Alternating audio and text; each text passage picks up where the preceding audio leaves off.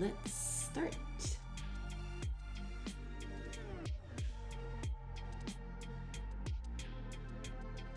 Okay, let's do this.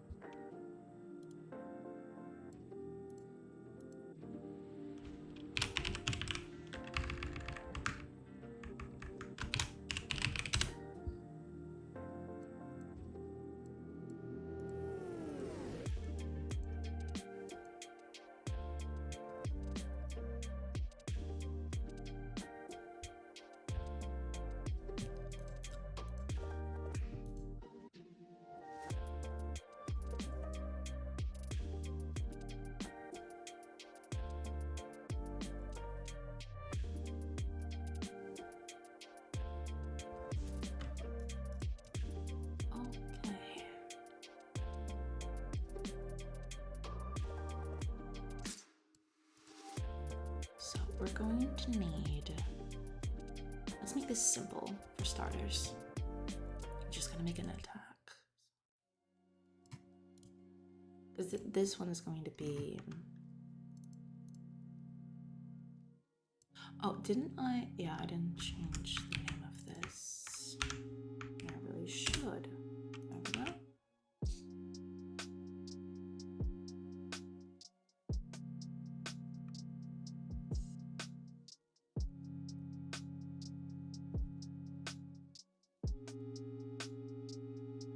Okay. So this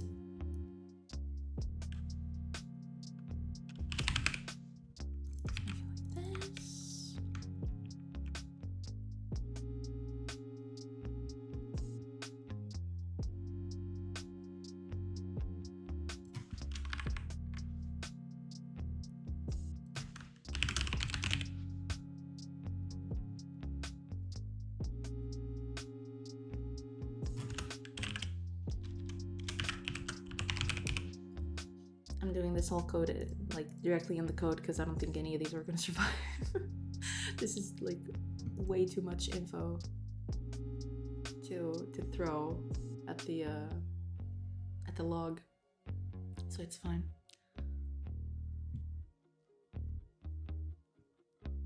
Okay, let's make it a timer of 1, like 1 second to move.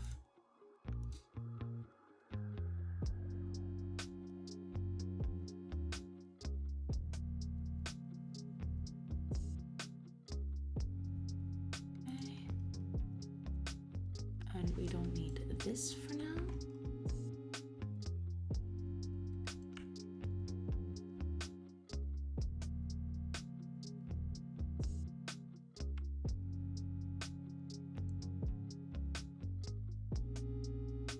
Okay. We're gonna keep adding complexity as we go. So let's just, for now, as soon as you end moving, you attack directly, but it's not gonna be like that in the end, but I'm just gonna keep it like that.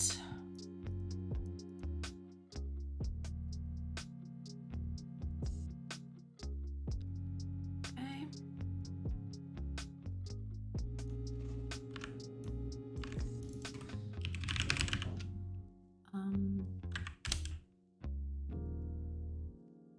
Oh yeah, I haven't declared these, but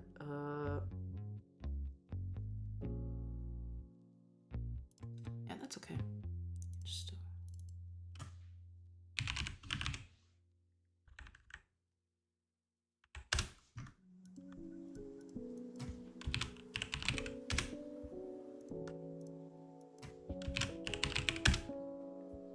that'll be that. But now we need another one, which is the combat move. And we are going to have a combat attack.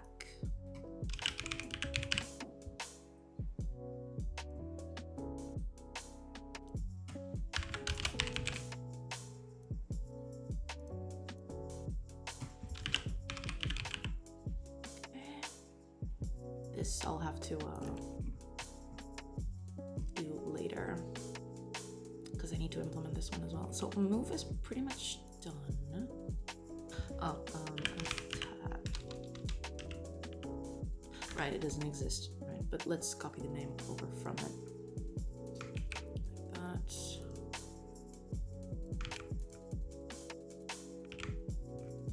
Eventually it will exist, so it's fine.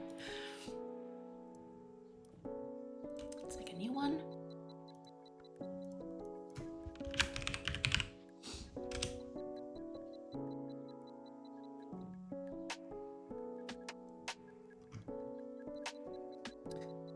Right, and this is where this whole thing comes through.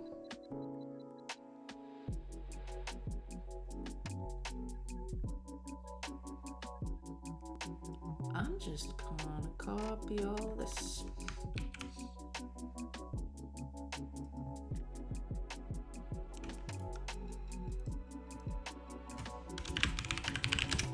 Oops. Oops. Did I remove the .cs? I did. Okay. That's bad. Okay. Does it now? Did I change the name? I did. I'm a dum-dum. Okay, so that's attack.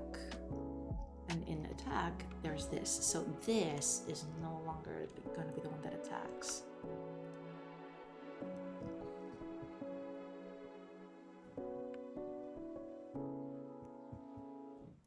Okay.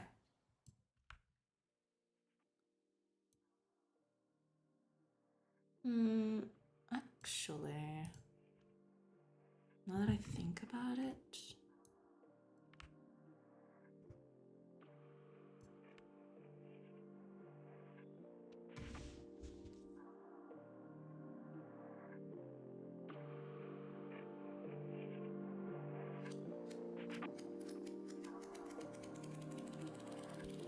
oh, I could do that.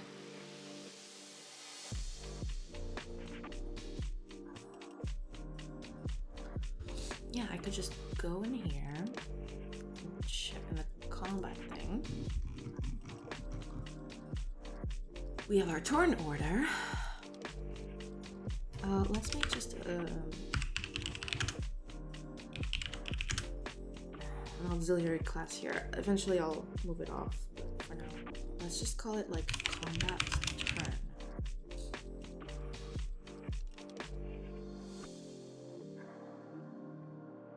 I don't even think this needs to be a class, but fine, let's make it a class for now. So this is gonna be character controller.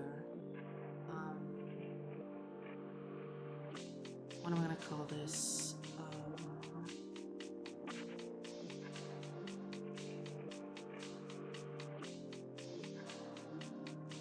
Actor? Because like it's the person doing the action, so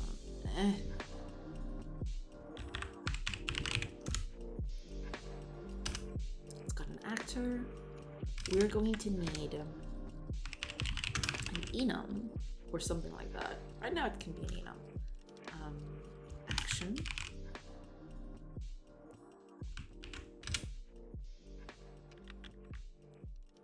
Action type. So this is gonna be, for now we just have attack.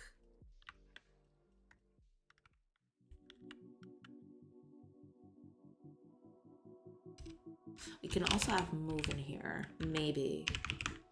But okay, so public action type, action. And finally,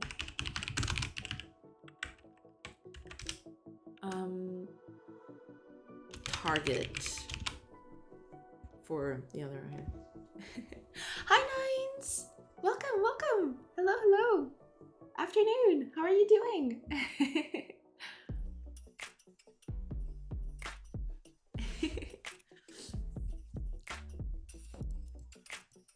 We're all actors inside a play that is called life. That's how it works.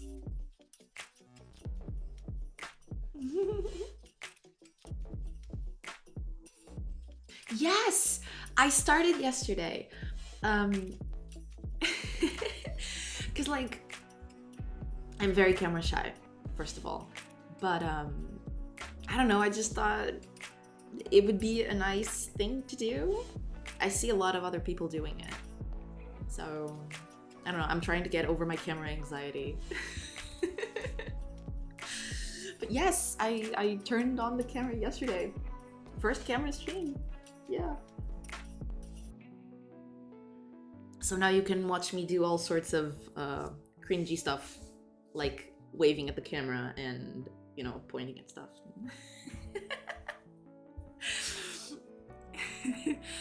But yeah, that's the thing. That's the do.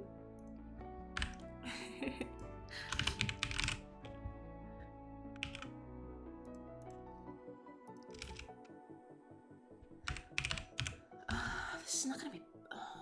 It's gonna be public, I think. Yeah, let's make this a public thing.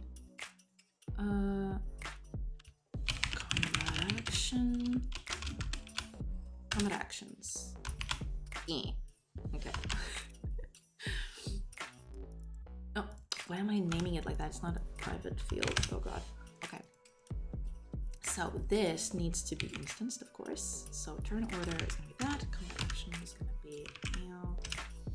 Combat action.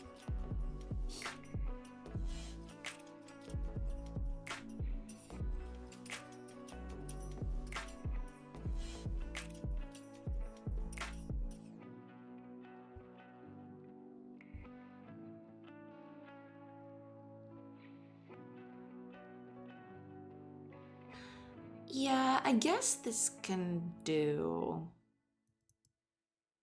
I'm trying to think of a better way to do this. Because I was using this to like save every action from the whole combat. But I don't think I'm gonna have undos. So I don't think this is particularly useful.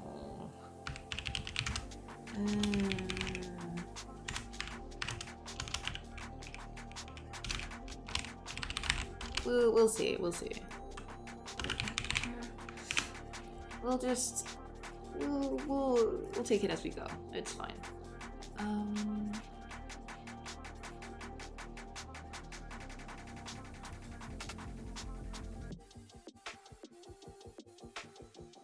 Yeah, I guess.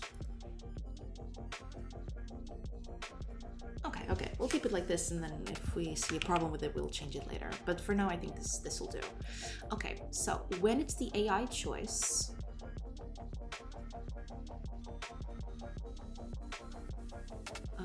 when it's done thinking, let's make thinking a little less time. Like 2 seconds is more than enough for thinking for the AI. When it's done, instead of attacking and changing the state, yeah.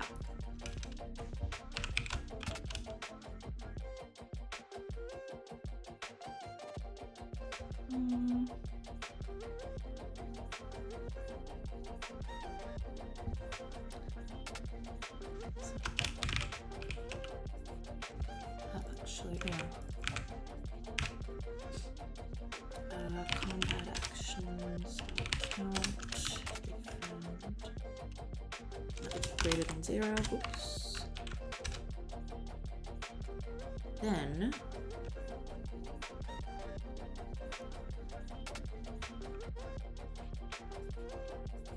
we're going to perform that action. First of all, so this is out. This is no longer going to be needed. I'm going to comment this because like this will be useful later. Hi, Socalos! Hi! Welcome! Welcome back. Glad to see you. Yes! I decided it was, you know, I'm trying it out, see how it goes. But so far it's been okay. Started turning on the camera yesterday. I'm very, very bad with cameras. Like I do like weird motions with my hands and stuff. So, but you know, I'm trying it out. See how it goes.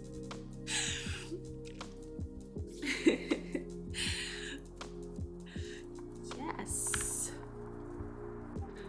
Okay. Right. So here's what we're going to do. Like this is not gonna be. So should probably add combat action.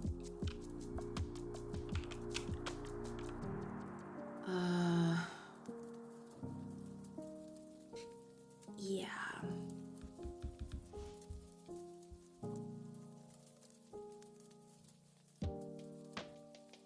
Ah, that's a shame. Yeah.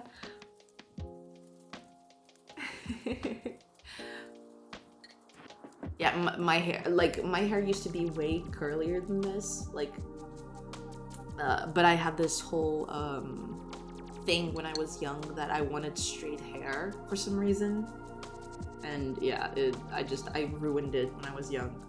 I'm trying to get it, you know, I'm trying to get it curlier again, but it takes its time. We're working on combat. I started yesterday. We got turns implemented. Yeah, Rip Girls, yeah. It was a goddamn shame. I'm still so mad about my past self. I wish I could smack her in the face. Like, what are you doing? But we're working on combat today. I'm working on turns. So basically, characters go on turns and they do actions, and that's what I'm doing right now. Working on the whole queuing action system, stuff like that.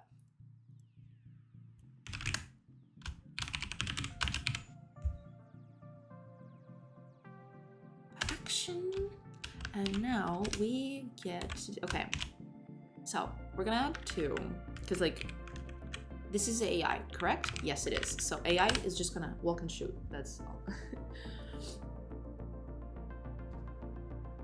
all. Oh.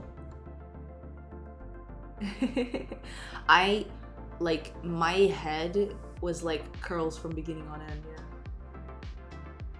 God damn. Yeah.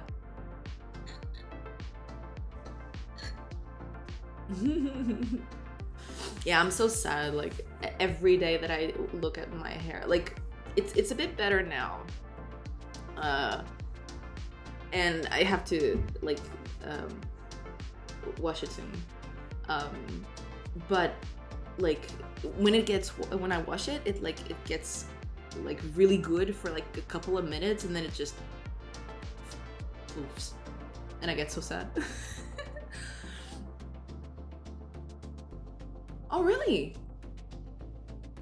Oh man, I'm jealous. Like when my hair gets super curly, it's super hard to brush.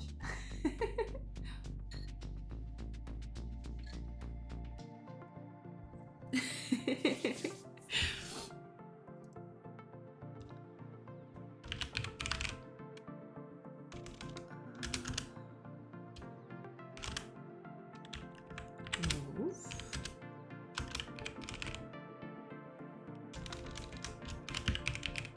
Position is going to be, I don't know. No, we're actually not gonna set it.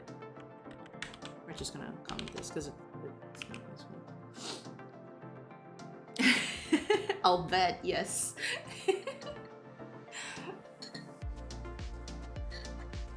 I'll bet. Okay, so, okay. First, and then he's just gonna attack someone. Oh, but I do have to pick. That's right. I do have to pick the target here. Yes. So, yeah, let's just copy this over.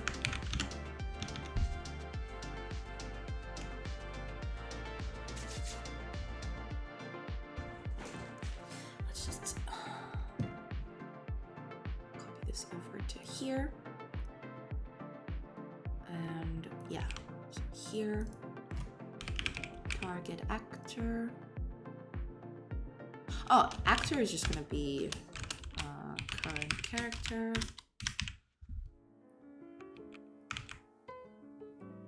Okay. The target actor is that. And action is going to be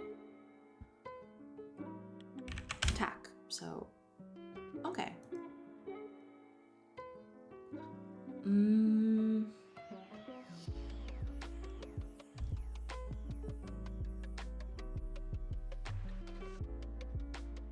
Okay, I need to do something because I was doing this hard-coded, but it can't be like that anymore. Oh, experience using C# in Godot? It's been pretty good. Like, the transition from Unity to Godot wasn't seamless, but it was pretty smooth. And I've been enjoying using it so far. Like, I didn't have to change my workflow or anything. I still use C# just as I used in Unity. So yeah, it's been pretty good.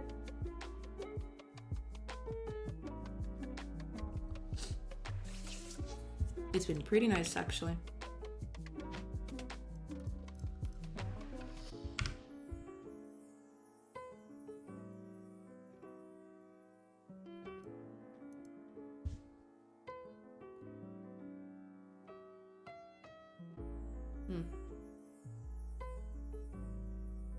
Oh, it is? I didn't know about that. That's pretty cool. I'll have to check it out later. Yeah, I follow him on YouTube, I think, to track his progress. So that's pretty cool. I'll have to check it out. Hopefully he makes a video about it. His videos are pretty cool. I got blown away by the last one. Like, it was pretty damn awesome. Guy knows his stuff. Oh yeah, Godot got a huge boom from Unity's like blunder. Yeah, I mean, that's not surprising. Like, a lot of people want to transition over from Unity, and you know, I mean, as much as I like Unity, good for them. I hope Godot grows. Like, Godot has the potential, so I hope it grows into a great tool. It is already a great tool, but even better, I guess. For the kinds of stuff that I make, I don't make like super high-tech 3D stuff, so most of the stuff that I was using from Unity, I get an equivalent or even better alternative in Godot, so I'm pretty happy. Yeah. Now the guy from Road for Vostok, now that guy is boss. Goddamn, he knows his stuff. He's working pretty hard. Respect.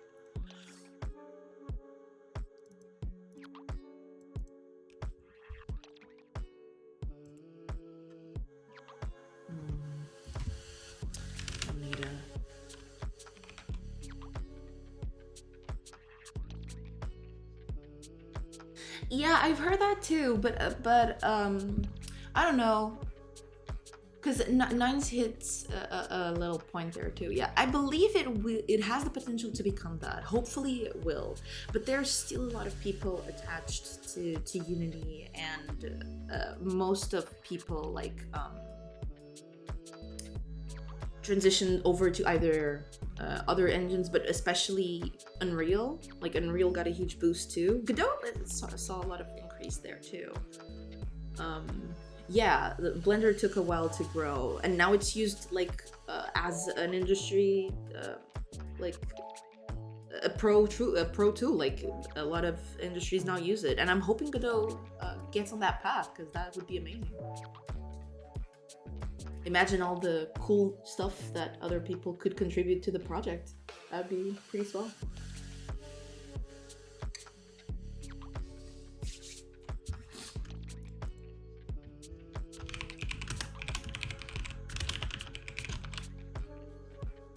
Okay, so if I'm a player, I want to attack an enemy. If I'm an enemy, I want to attack a player. And if I'm an ally, I want to attack an enemy too. That's how this goes. Oh yeah, there's a few kinks in Godot that still need to be worked out, for sure. But you know, people are passionate and they're working pretty hard, so hopefully eventually they'll get to a good point in there. But yeah, there's a lot of stuff that Godot still needs. Like there were some people in the chat a few days ago, or like a week ago or something, that were talking about like what do you call it? Programmable pipelines for some, for example, stuff like that. Yeah, there's audio, there's and even stuff that like for example the tile map. I think don't quote me on this because I don't know. I'm pretty new to Godot, so I've done a bit of research, but I don't know exactly. But they've implemented tile maps for 4.0, although it was you know, they did the backbone for it in 3.5 or something, and the tile map, I still think it has a few issues. It's still not quite there yet. I worked a bit with the audio, but not enough to give an educated opinion, I suppose. I did the bare minimum just to get sound to work, which you haven't heard because it's all placeholder and it's terrible. It's like just goddamn awful sounds everywhere just to test if things are working. Eventually I'll get good sounds in. But audio is working, so there's that.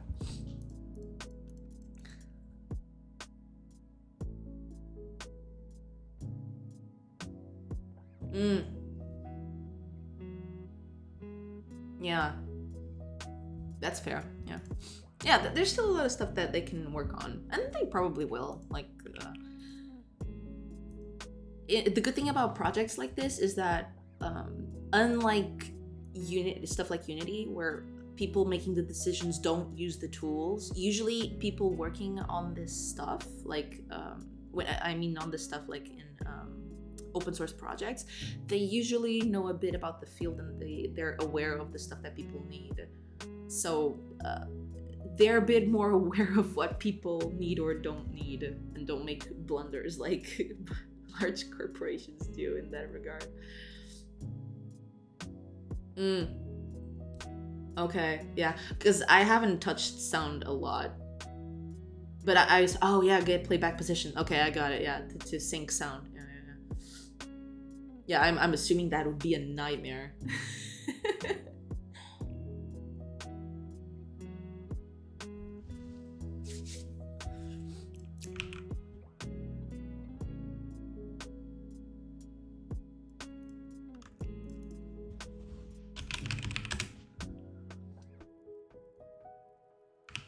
Eventually I'll have to do this differently, but for now it stays like that.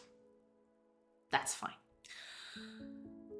Okay, we're attacking the first enemy, and that's it. Oh, we need to add this. So, yeah. Okay.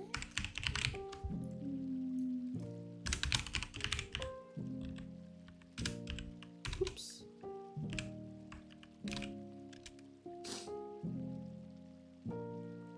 Oh yeah. I believe you talked about that last time, yeah.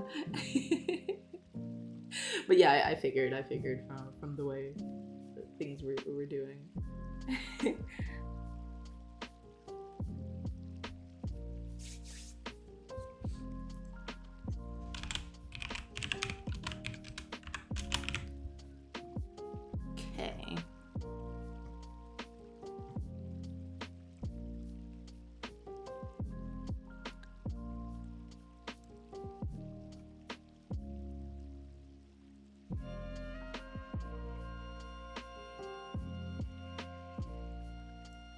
Okay, so here,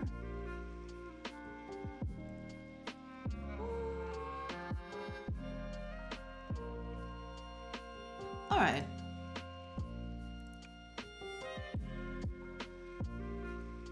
Yeah, let's do something like this. It's not gonna be exactly this, but we'll get there.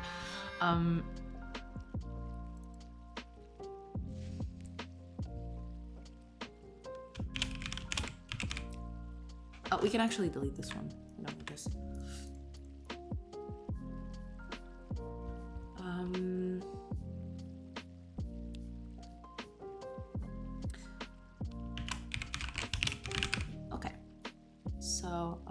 gonna go do that. If we have something to change to, we change to that state, and that is done. Okay.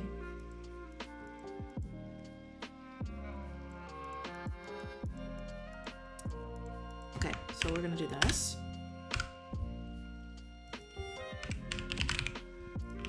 Okay. So that, yeah. Let's go over to, because I did a code for this previously. Where is it? Let me check. Ah, here it is. Okay. It's not going to be exactly this, but we can adapt.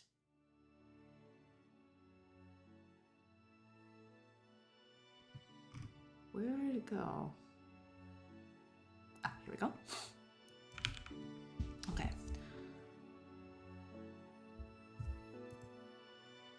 Okay, we don't need this. Also don't need this. So, okay. So if combat actions, if there are combat actions to be performed, we're going to switch the action to be performed.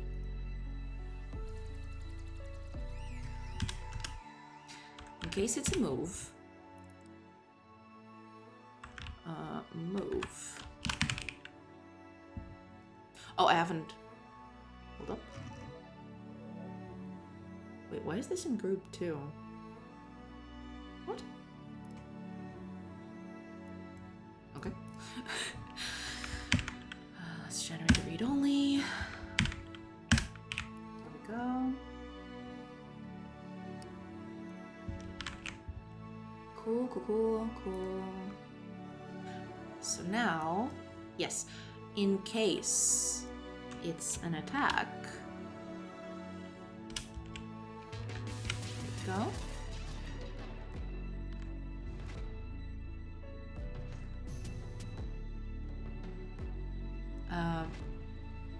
Sure. Combat attack. There we go. Okay, new state is null and return is false. Okay, so if we have a state to change to, we change to that state. If not, we keep on in the same. But in case of the AI thing, it's gonna be that. It's not gonna be anything. Player choice is gonna be a little different.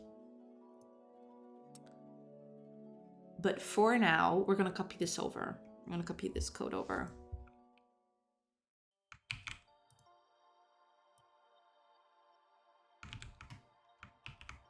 So like, players are gonna be AI controlled just as the other characters. But eventually this code is gonna change. But for now, we're gonna keep it like that. Okay, let's make this 2 seconds as well. We don't want this to be too long. Okay. Let's move. Oh, there is something. Right, there is something. Oh, okay. Go get that food. If there are no actions, then that, like, we have to check something. So like, where is it? Intern, here it is. So we need to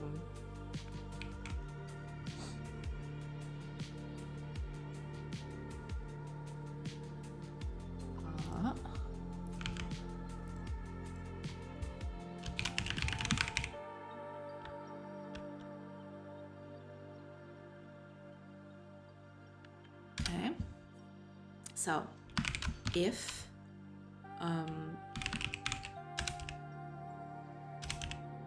faction is 0,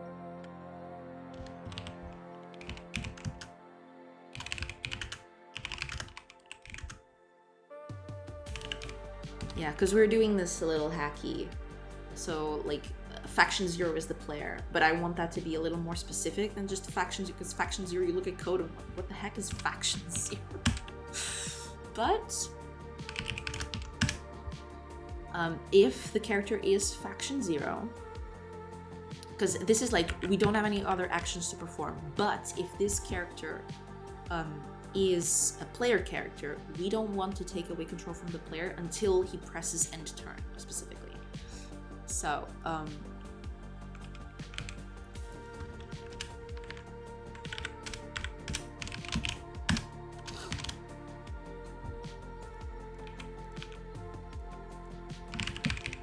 your choice. This is gonna need a bunch of more code, but this is fine. So return true.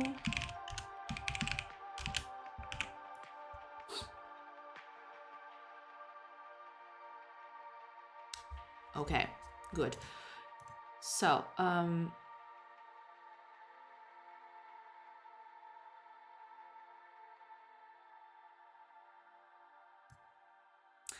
yes, but there is something.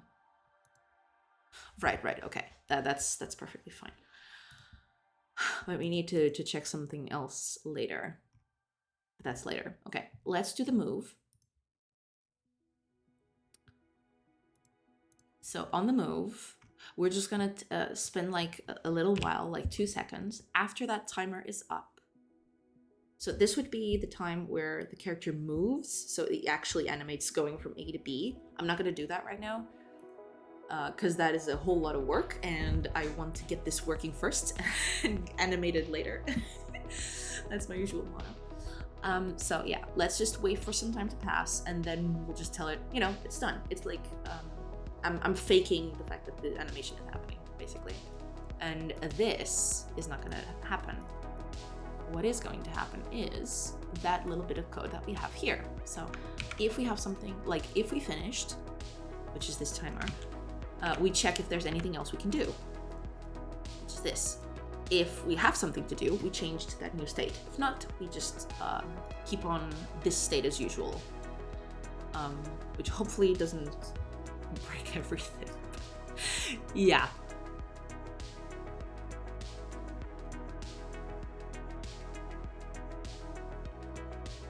Yeah. Okay. So this is gonna be fun because we need to make a few things. We need to make a few things for this to happen. Okay.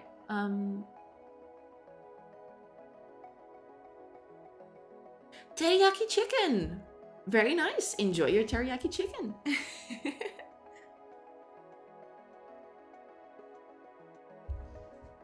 I'm enjoying some nice tea today.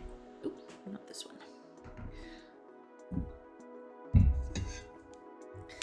I'm enjoying some tea today because my throat is killing me. So, tea is the go-to today. As it is most days when it's cold, but you know.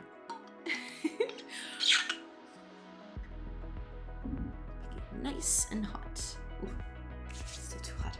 Okay. All right. AI choice. This is gonna go into an infinite loop. I am aware, but we'll get to that.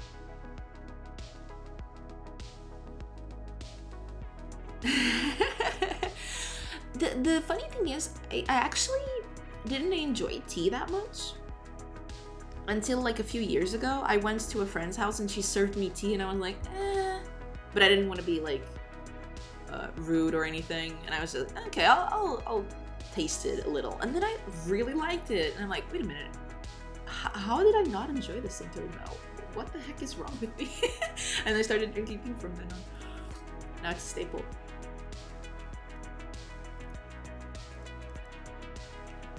This is move. Okay, let's do attack.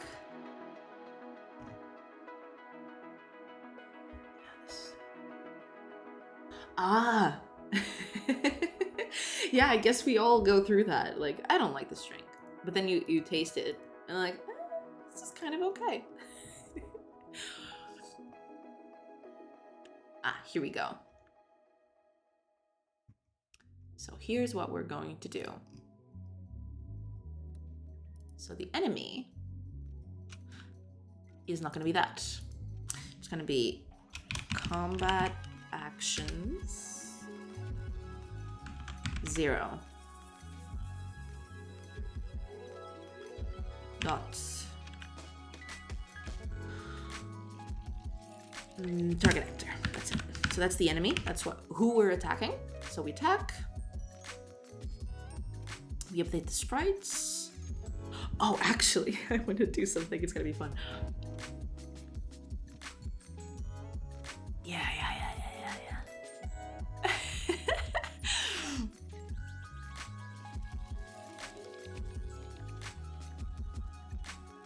Okay. Oh, that's pretty cool. Yeah, that's basically what happened to me. But I can't even remember like why I didn't like tea. I probably took a tea that I didn't like and I assumed bleh, like tea just isn't for me. I don't know. I don't know what happened there.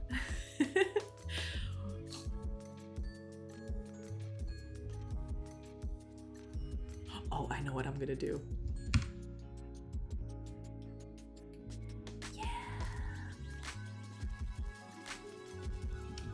Let's just make a hacky thing because I love doing this stuff.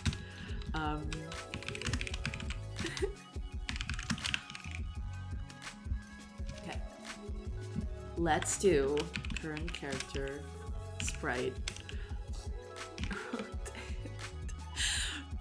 rotation degree. Oh, there's some rotation degrees. Wait a minute. Oh my god. I hate everything. Okay. Okay.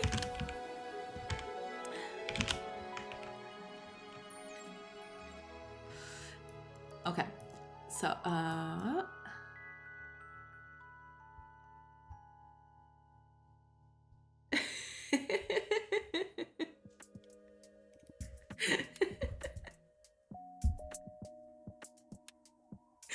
good to know.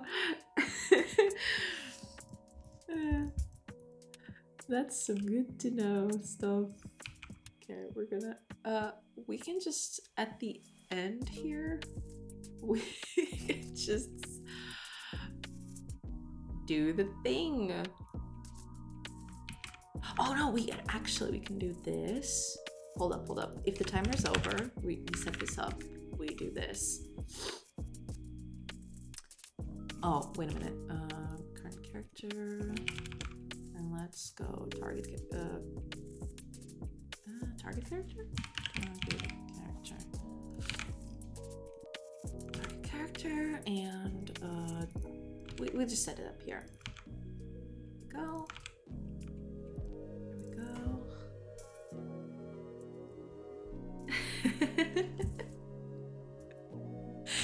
Yeah, I mean,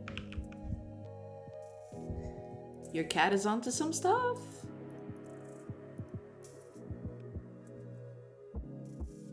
Okay. Yeah, let's do this after we attack, because we get a little bit of animation if we do this. So that's okay-ish. Eventually, we'll do actual animations of people attacking each other, so that's a little bit better for that. Okay.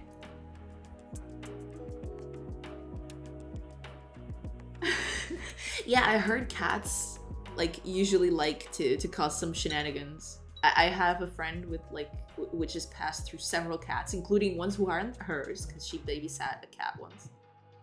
Yeah, and it's pretty much like that. Hope I get away with some sketchy stuff. Yeah. That's cats for you.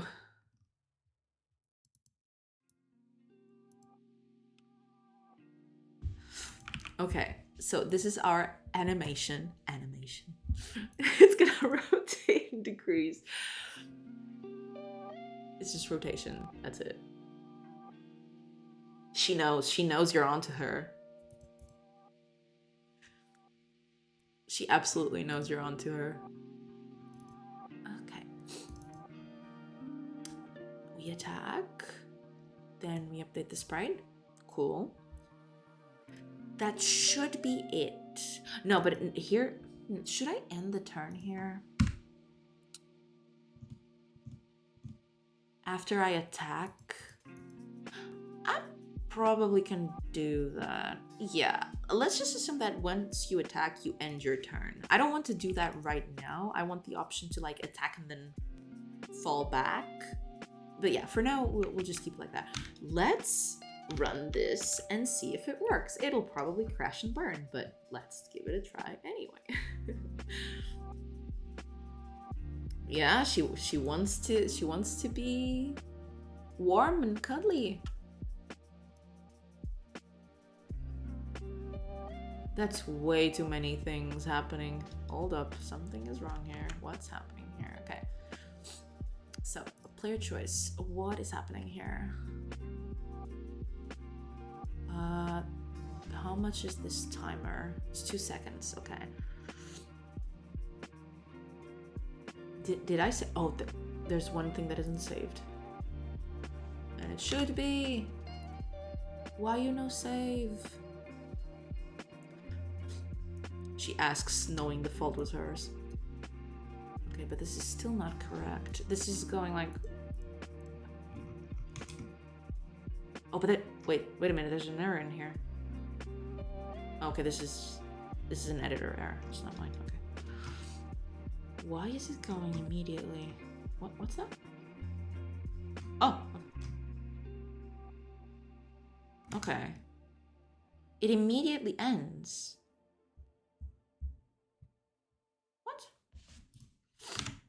Oh, unless yeah, hold on.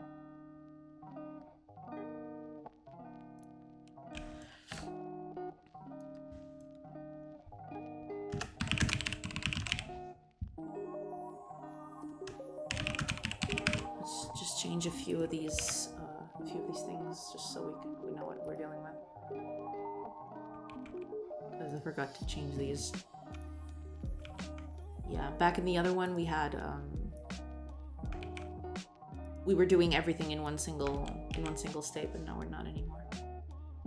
So we need to change that.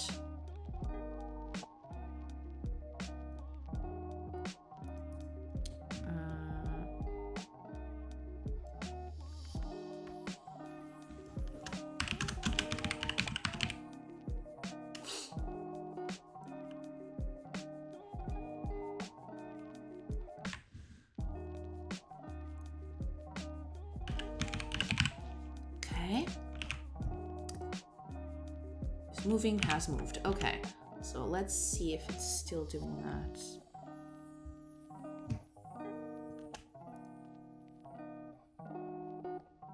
Oh, interesting. It's always coming back to that one. Why is that? Because like it's instant, so there's something wrong with the way I'm doing this. Timer reset. It's being reset, so that's correct.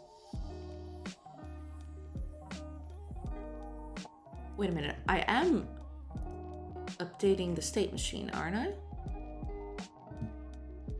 Where's the process? Yeah, it is, okay. So something is wrong with this.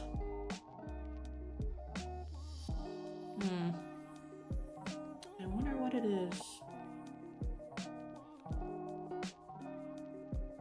Well, let's debug this. See what we find.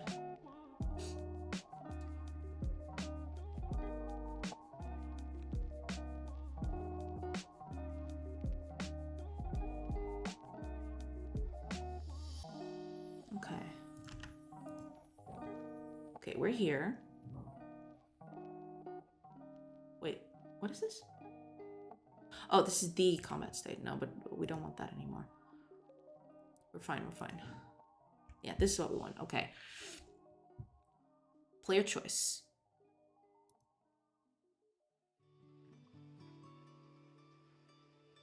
Wait, is this actually returning anything? There's nothing.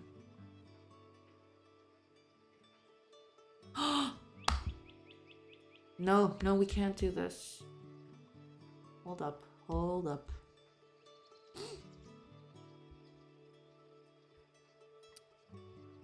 Yeah, this has to be inside the other if. It has to be here. It's after the timer that we make the choice. This is all because we don't have commands working yet. So that's why it's a problem. So hopefully when we implement commands, it's just going to be, once you set the command, you just change the state immediately.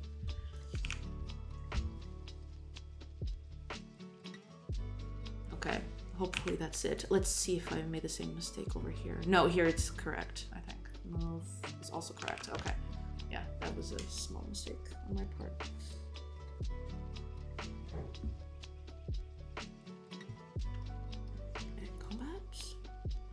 Characters choosing, characters moving. Oh, it's always moving. Oh, I know why. Okay, hold on. That was also a thing on my part. So it's done. So we need to remove the moving action from the thing. So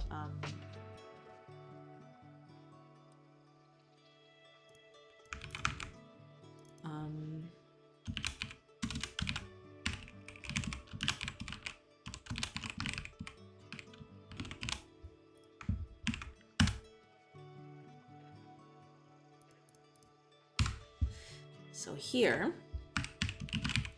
we just actions, combat actions, remove at 0.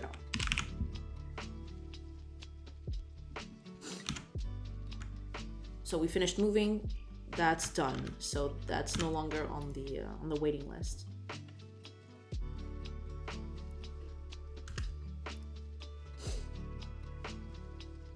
Moving. It's still doing that. I actually have to do that in the combat too. Oh, I didn't save. Okay. But I have to do that in the attack too. So here. Yeah, there we go.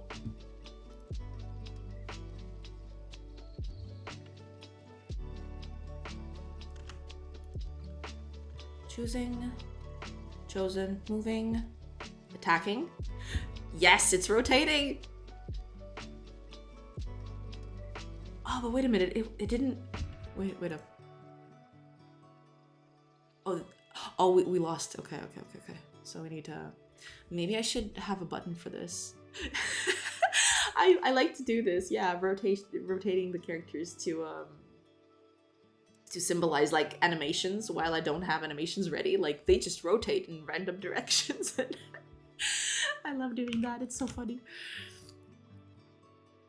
Like my first I'm not gonna call it prototype because this was a few years ago, but it was technically the spiritual predecessor to this game. I did the exact same thing. Like when I was implementing combat, it was just like that. It was rotation for animations. I don't have animations, just rotate them in random directions and it'll be fine. Okay, this should be, let's make so we always win, so I can test this a bit more. Here we go. Yeah, pretty much. Yeah, I love doing that. It's so funny. I should do that now that I think about it. Yeah, the attacked person gets red. Yeah, I'll have to do that in a bit. First, I want to figure out what the heck is happening here. Okay, let's see. I want a party of 2 people just so we can always win. Just so we can keep testing. And then we're gonna make like huge parties, so with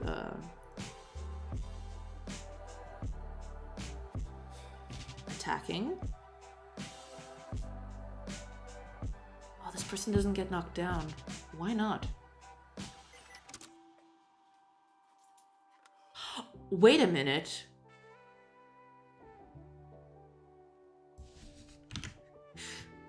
They're attacking their allies. Oh no. Oh, I forgot to do this.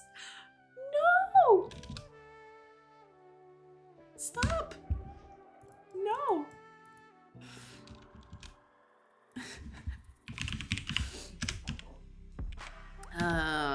Character faction.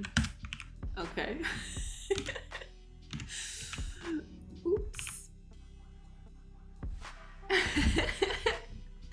Absolutely, yeah.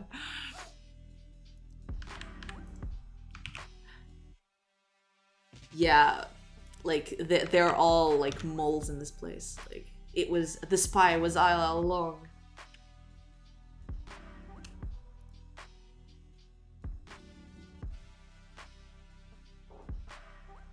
Okay. Oh, funny. The second one isn't animating. Why not? Interesting. Why isn't the second person animating?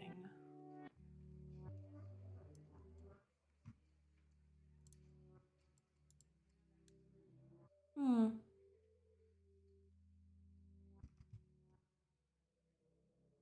Hmm.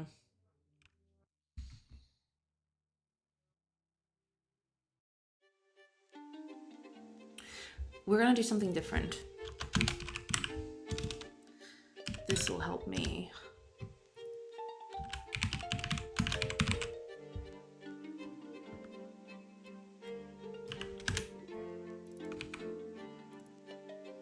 Yeah, that way we don't need the current character. We can just oh,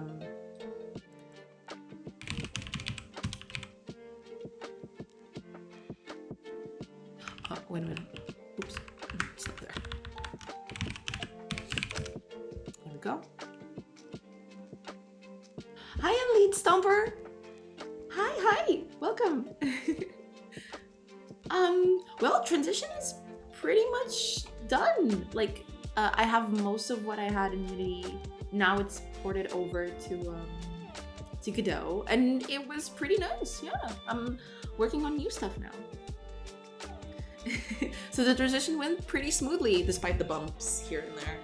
Most of the stuff that I've had issues with was stuff that wasn't in the Unity build yet. It was a whole thing. But yeah, like it's going pretty smoothly. Thank you, and welcome to the stream. Okay, so yeah, action actor. There we go. Character.name. There we go. Yeah. So I've used C# for a long time. I've been using Unity for like upwards of I don't know. I didn't start with C# immediately. Like back when I started my game development career, I wanted to make like game engines. So I started making one, and that was C++, and it was a whole thing. But then I switched over to Unity. I'll say like 10-ish years of using Unity, so I've been using C# for a long time. Yeah. So yeah, like I transitioned over to Godot specifically because I didn't have to learn a new language. Like C# suits me just fine. I like it.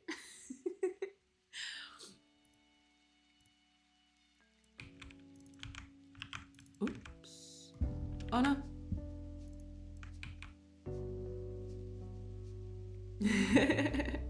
I mean, you can do that. I mean, technically it's doable, but you know, this is like, how can I say this?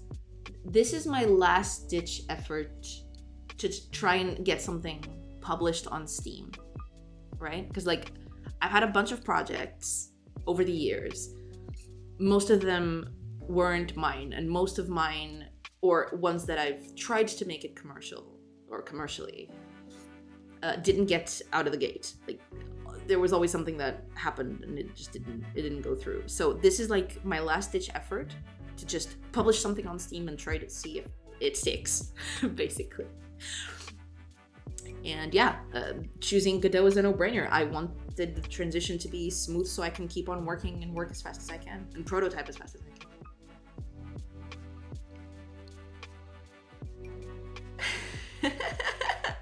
But yeah, that was B. That was absolutely B. I'm like, cause yeah, I got it. Cause I don't know, I had this whole like, cause okay, when I was in university, we had whole classes about not like full-on engine making, but like the basics of engine making, because we used like graphics libraries and stuff like that, so it wasn't like full-on engine making from scratch. But I really enjoyed those classes, so that's why I was at the end of university, I was like, yeah, that's what I want to do, let's make engines. But then I got to a point where I was like, you know, making engines is really cool, but I'm making engines to make a game. I'd love making a game, you know, I'd love publishing something. And, you know, this is not looking good right now. I'm not going to publish a game in the next 5,000 years if I keep doing this, because there's just so much stuff to do. Like, making an engine is really hard. Mad respect for people who do that, because it's a lot of work. It's a lot of work. And I know from firsthand experience, because I try. Hi, Fanbjörg! Hi, welcome to the stream. Creeper. Yeah, because like making an engine is like so hard. There's just so much intricacy that you have to go through. You have to set up, you know, window rendering, and then you have to make your own. Like, I had to implement OpenGL directly into my code. It was a nightmare loading up a texture. Like, this was back in the day. Now there's Vulkan and all that. I don't know how that even works, but back in the day it was just like pure hard-coded OpenGL, and it was a nightmare. Like, making a texture render on screen exactly as it was in the computer, like a PNG. it was wild. Like, I spent days making that work. Like, it was bad. It was really bad. Yeah, I heard that too. But I don't even want to touch that with a 10-foot pole right now. I want to make a game first. After that, I may go back and go to those routes, because I really enjoy doing that. I really enjoy like the programming side of things and all that. But I also like, you know, doing a bit of art and doing a bit of music and actually making an experience of the full thing. Like, the full thing is cool.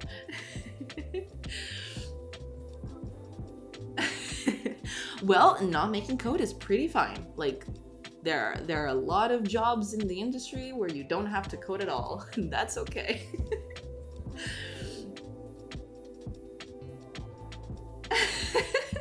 Well, it took days because, one, I was inexperienced, and to be fair, like, in that aspect, I still am. Like, if I had to go and do that again, it'd probably take days again.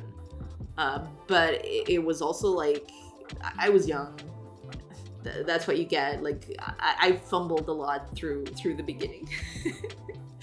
And then I discovered Unity some two years later. Not that I discovered per se. It was more like, we made a project. My last game development course project was with Unity. Like, a few of my classmates were like, let's use Unity. But I was one of those sticklers that, like, no, I want to make my own engine. But then I was like, we're never gonna get the game done if we start making our own engine. So no, let's use a thing. And I used it for a while, and I was like, yeah, this is cool, but I want to make my own engine. And so I still went back to it. And then a few years later, you know, Unity is looking mighty tasty right now. I don't have to do all this low-level stuff. So I started using Unity, and that's where it began, and I never looked back, basically.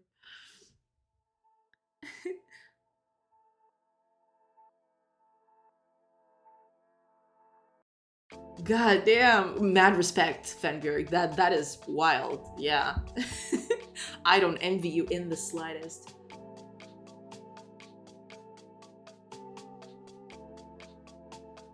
Ah. Okay. I know next to nothing about Unreal. In my previous job, like, we talked about transitioning to Unreal, but I never got to do any of that. But they made like a small talk where they were like, I used Unreal for like the weekend, and here's what I found out. And it was so different from what I was used to in Unity. It was so wild. Like, I'll have to try it at some point, maybe. But for now, I'm good with Godel. I think it's cool.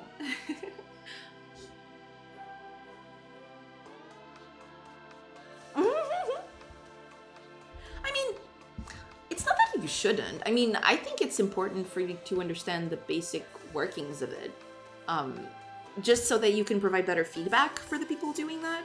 So, you know, it's not, you're not going to lose your time by doing that. You know what I mean? So it's fine. Like, you don't need to know every detail and code every little thing, but knowing a bit about it helps a lot when you're talking with the programmer who's going to do it. Yeah.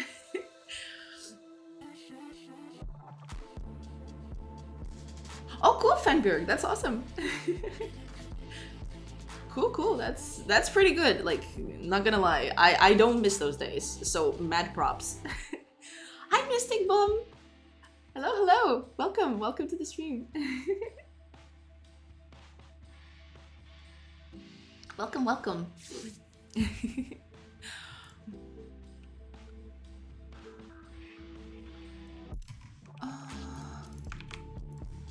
Oh yeah, I was doing this because this is a bit better. Yeah.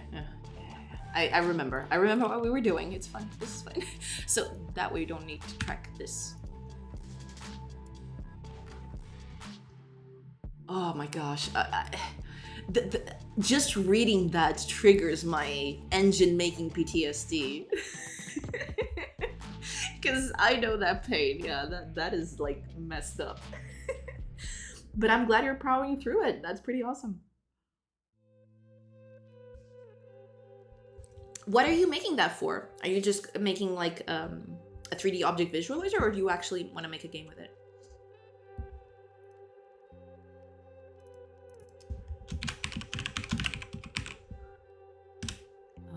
Okay.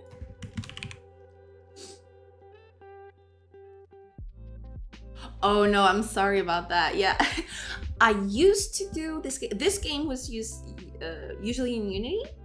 Or it was initially developed in Unity, and now I'm transitioning over to Godot.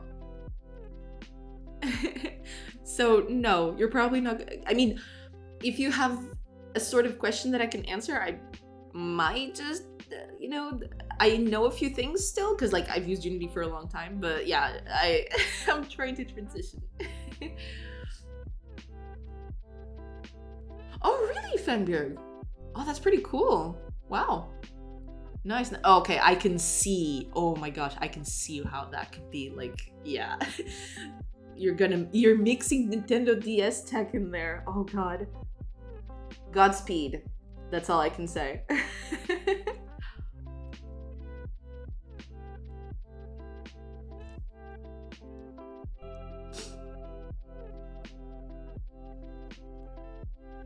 Ah, okay, got it, Mystic, got it. Absolutely. Like if you need help with anything, if I can help, well, that's okay.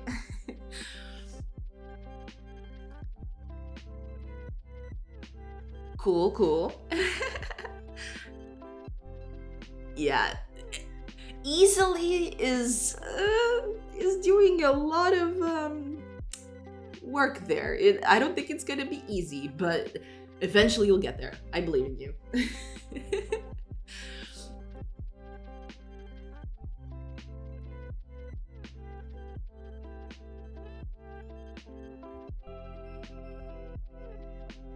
Oh yeah, absolutely, Alien Stopper. Like I don't I think any engine is fine to make your own games. Like I've used Unity for a long time, and even I am using a new engine now. But that's pretty okay. Like using Unreal is also fine. It all depends on what you value, basically.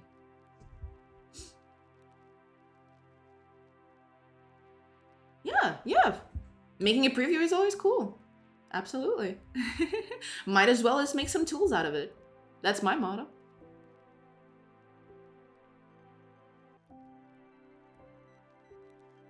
Ah, I see.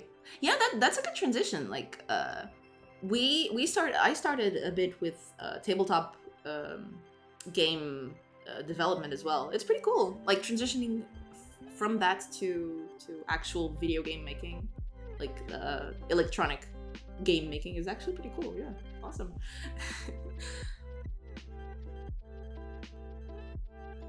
Yeah, I figured.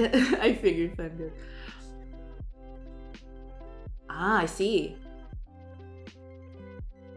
Okay. I mean, If there's anything that I can tell, because like that was my progress as well. Like I went from 0 to C++ like in a heartbeat.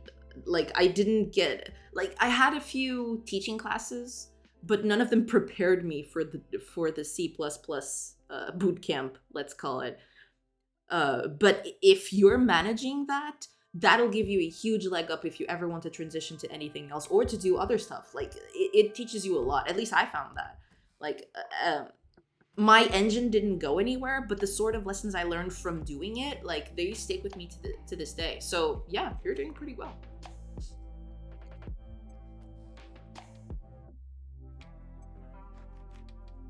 Oh yeah, Elite Stomper. Yeah, like from what I've heard, Unreal like has some very good tooling, because like they make great tools for like, because like a lot of people from like even cinema and other industries use it because their tooling is really good.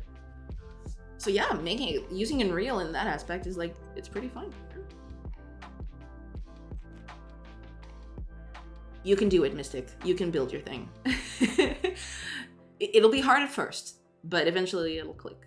That's all. That's the best advice I can give you.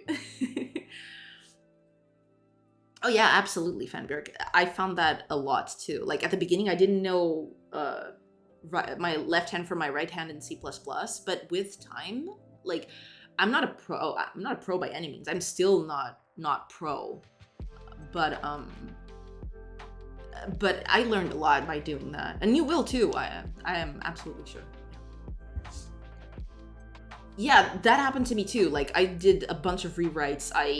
Because that usually happens when you're, even today. Like I've been programming for like most of my life now, and I still find new and better ways to do stuff on the fly. Like even here on stream, I like, you start thinking about some of the stuff that you're doing, and something clicks, and that's where you, oh wait, I can do this a little better, like this or that. It happens all the time. Absolutely. Programmer art. I don't have a lot of programmer art, and this art isn't mine. This is the art for the game. Most of this art isn't mine. So like the tiles and the characters, none of this is mine. This is from Kenny. This is Kenny Tiny, I think that's the name. So yeah, this is the art for the game right now. You can walk around, and they don't animate at all because none of this is made. Eventually I'll have some art on this made by me. I'm not the best artist, but I try. But eventually, yeah, I want this to have actual art and animations and stuff like that. Yeah.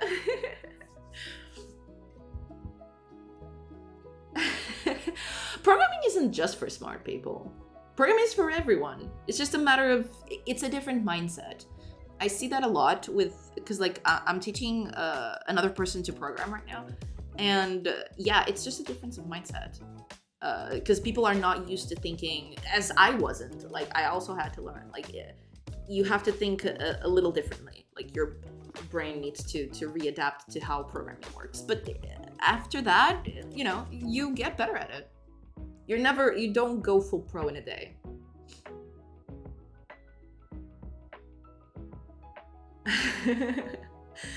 Ooh, a Z buffer. Cool. I don't think I ever got to that point in my engine. I was still trying to do like a lot of other stuff, but I don't think I ever got to rendering that deep. I did do rendering, but I didn't go as deep as Z buffering. Or maybe I did. Oh man, it's been so long. I don't even remember anymore. Oh yeah, absolutely. Like, if you want to focus on logic and not the art, you know, modding is a great way to do that. Yeah.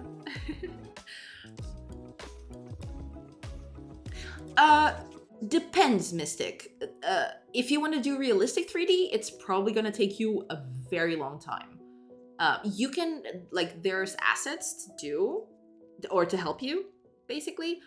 But 3D is usually harder than 2D. But, as always, as with everything, it depends on what you want your project to be. Like, if you're going for realism, if you're going for very human-like animations, if you're going for stuff like that, it's really hard. Because, like, you have to learn a lot of systems, you have to make a lot of stuff work. Yeah, so just be prepared for that. But if it's simple 3D, you can get away with quite a lot. Like, you can do pretty simple 3D and it isn't as hard.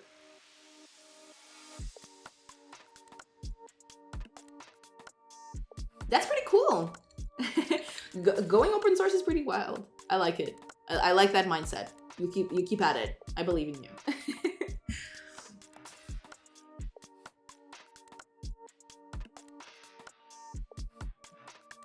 I actually never checked out those courses, the ones that Elite Stomper is talking about. I never actually checked those.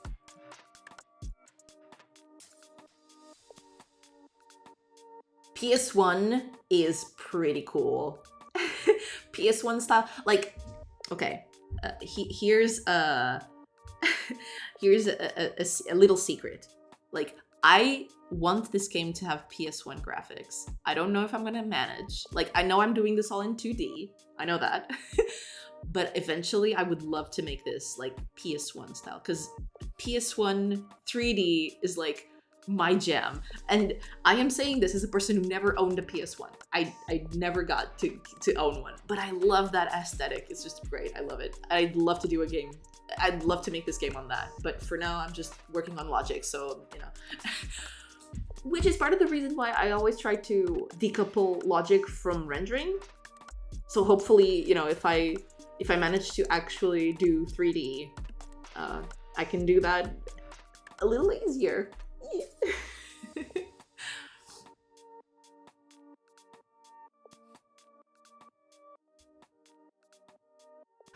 Yeah, if you're gonna put UI in there, yeah, you'll need some Z buffering, absolutely.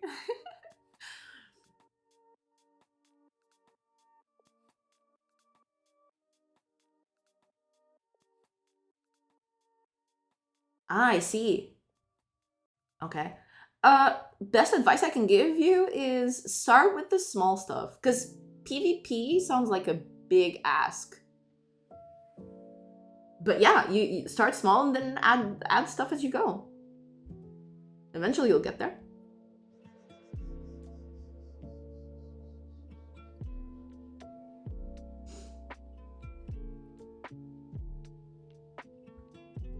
I see. Godspeed, Fanbjörg. Again. Because, like...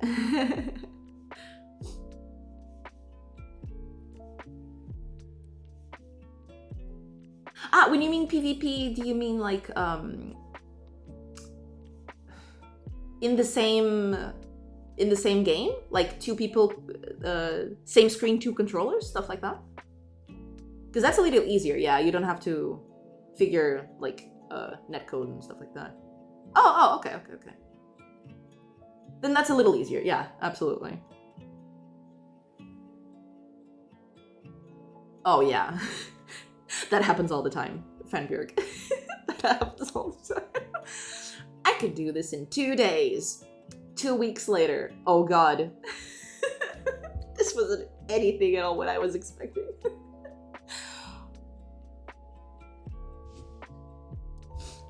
Yeah, go for it, Mystic. You can do it. I believe in you. Go get him.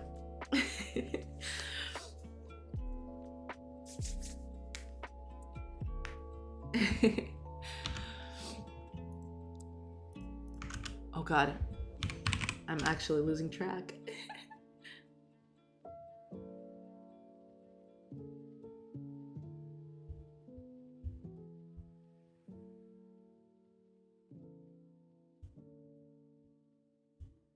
Oh! Sunk you at... Nice. Pretty nice. Sunk cost fallacy. But wait. I have to ask, because are you a strong believer in the sunk cost fallacy, as in you strongly believe that it affects you, the sunk cost fallacy, or it doesn't affect you? Okay. Okay, fair. Yeah. No, yeah, it affects everyone, so it's fine. Thank you for the follow, Mystic Mom. Welcome.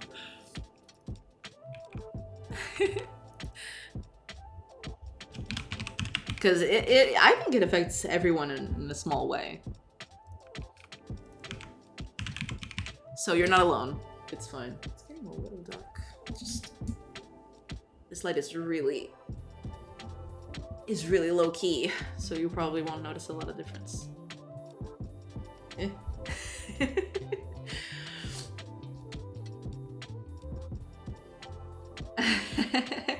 Well, if it's project dependent stuff, I'll probably won't be able to help you all that much. But if it's generic stuff, yeah, feel free, and I'll answer to the best of my ability.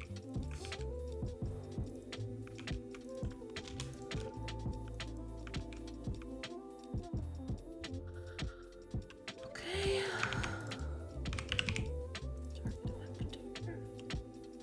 So no need for this.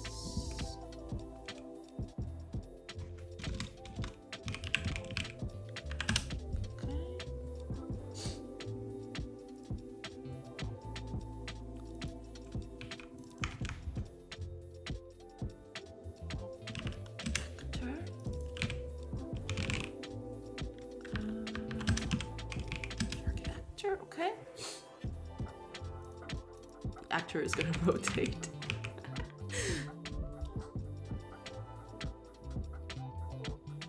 Oh, okay. I mean, I can give you some points on that, some pointers on that. Eventually, you know, you'll have to look for the specific solution for your own project, but I can give you a few pointers. Yeah, seed world generation it has its own quirks. Yeah, you'll you'll kill your head a bit on that at first. At least I did.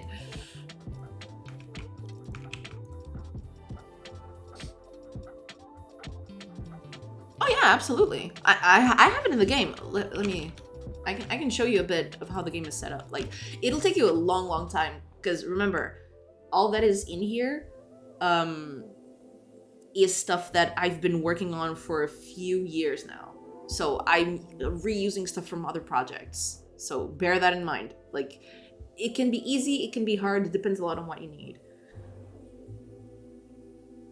I can show you, but yeah, so you can see, like, every time I do this, this is just increasing in size, so this doesn't actually change the world all that much. But if I seed it differently, you can see, like, the world is, like, done. Let me just full screen this. You can see the world is done differently. Like, it's all different, right? And then you have a bunch of stuff here that I can change, like the way the world generates, and like how everything just just crashes and burns once I change a single value, because, you know, that's just how it works over here. But yeah, there's a lot, like, that can go over. It all depends on what you need. Let me check. So world generation. Let me show you what I have for world generation. Where is it? I think it's here. This is the code for world generation. And this takes, like, this is world generation, but it has a lot of other stuff in the background, because, like, you need to store this, you need to do stuff like this, you know. So see, this is where you get the randoms, and then you use those randoms to determine the values. Here it is. So, like, the world decoration, that's done through that. This is world generation, and you can use, like I used Perlin noise. I actually implemented Perlin noise because I wanted to understand how that works. So I actually implemented Perlin noise for me. And depending on what you need for it, which is what I also have here, is you need searching algorithms so you can determine paths. So, for example, over here, when I build these roads, you see here, these roads over from settlement to settlement, this is like an A-star algorithm to check, like, where to go and which cell is the best to build on. But yeah, you'll need a lot of doing that.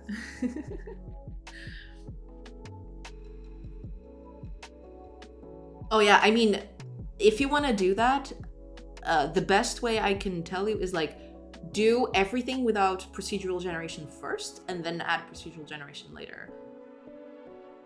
Because procedural generation is going to add a ton of complexity to the project. I mean, I can also say, like, build procedural generation right at the beginning if it's really that important. But given, like, what you're describing, I'd say, like, procedural generation can be done later. Like, figure out your systems first and everything like that. Then figure out, like, your procedural generation stuff.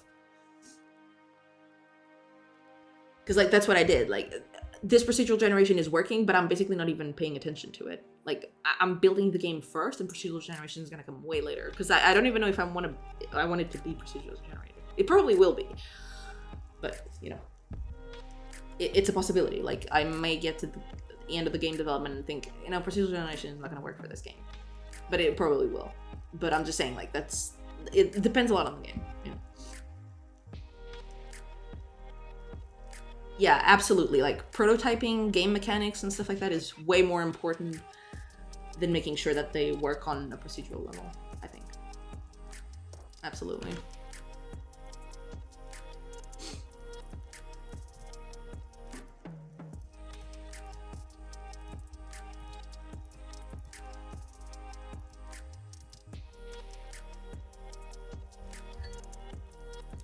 Okay. I don't even know what I was doing. I got completely lost. Thank you for the follow, Elite Stomper. Welcome, welcome.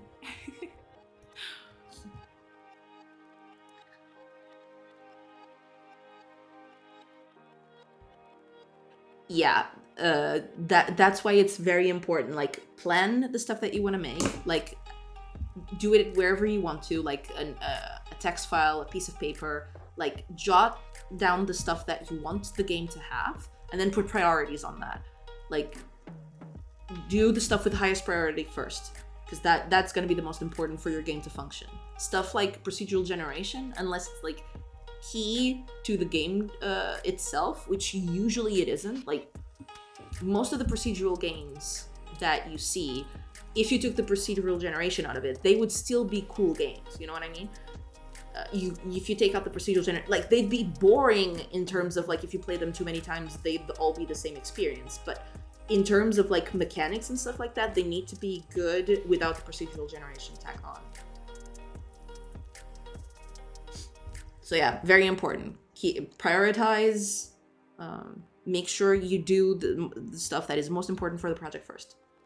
Because you want to test out. Like, you can actually get to the middle of the project and think, you know, this doesn't work.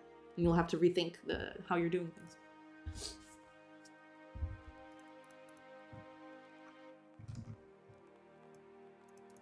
Okay, I think I'm good. I just need to figure, like, I don't even know where I was anymore.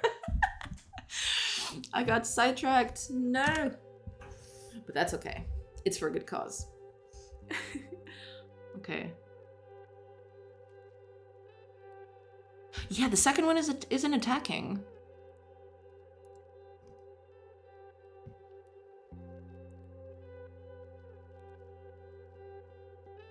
Wait a minute.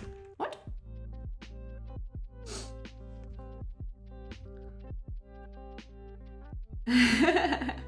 Yeah, my brain does that.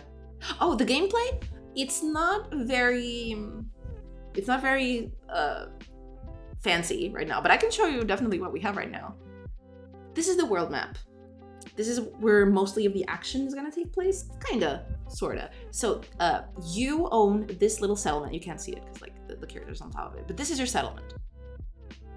The idea is your settlement is constantly being attacked, and you have to manage your settlement so it can get good defenses so it doesn't get destroyed. You do that by going into the wilderness, so you go over the map, and you collect resources to bring back either to your settlement or to sell to other friendly settlements, which are these. You trade with them, so you can get resources that you can bring back to your base to improve it. You have a bunch of heroes. Kill all the animals. Yes, absolutely. Slaughter everything. No, I'm kidding. But, like, this is the make camp here, so at certain points you can camp where you are. It's not it's not pretty or anything, but while you camp, your characters can do several actions. So, for example, right now you can hunt, which is this little button here. They have levels for that. And you have gathering, which is like turning herbs or plants into herbs that you can use for medicine and stuff like that. Eventually, this will get a bit better. Right now, it's just testing. That might be an option. That might be an option. Just to go to the source of it and just destroy everything. Yes, that might be an option. That is on the table. But yeah, so you gather resources. So you see there are 8 animals and 10 plants in this specific, around this camp, which doesn't look that good, but you know. So as you pass the time with people with certain jobs, you get resources. So you can use those resources to trade with other cities. So let's just go over.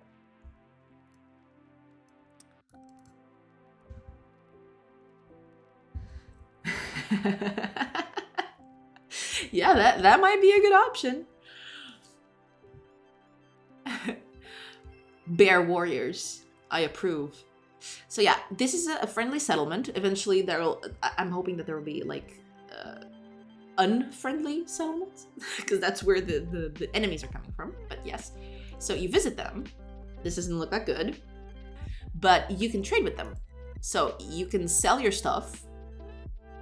And eventually these cities will have their own economy. So like certain cities are good for selling certain items. So you go there if you want to sell a certain type of item so you get more money. But yeah, you can sell a few of your items here for money. I'm going to sell a bunch of these so we can get a lot. We're going to leave. And then you go back to base and you upgrade your stuff. You get attacked along the way. It doesn't happen right now because we're still working on combat. That's what we're doing right now. But yeah, you can get attacked during your caravan. While you're going with your caravan, you can get attacked and all that stuff. That's what we're working on right now. But yeah, once you manage to get safely to camp or to your base, you can visit it. This is your base. It'll look better once it can be upgraded and stuff like that.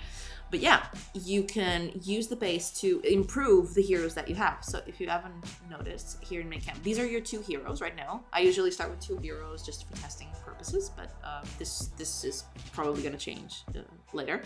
But these are your 2 characters. They each have their own levels and specialities. So this one is a good hunter and this was a good gatherer. Mainly because we made them hunt and gather all around this. But yeah, when you go to camp, when you go to your base, that's what I meant. You can do other stuff. You can do stuff with the resources that you've collected. So like you can use your coins to recruit people to your party. I'll show you the party later. Right now, the party display only happens in camp. I'll have to work on that. But you can also use that to teach your heroes stuff that you need for them to get better at doing a job. So here when we make camp, you see we have a bunch of people now over here. We have a bunch of people here.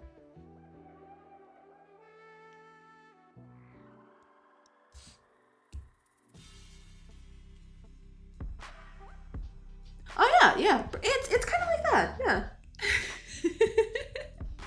Yeah, it's kind of like that. So the idea is basically setting up an economy while you have to defend your base. And trying to not get your resources get taken away, trying to keep your allies safe as well, because if they get destroyed, you don't get resources back anymore. Yeah, stuff like that. That's basically going to be the game, hopefully, with a little bit of story here, but I'm not going to go into that right now because like it's still very, very up in the air. But yeah, that's the thing. That's going to be the whole game. You upgrade your city, make it do better stuff, all that jazz. That's it. That's the game.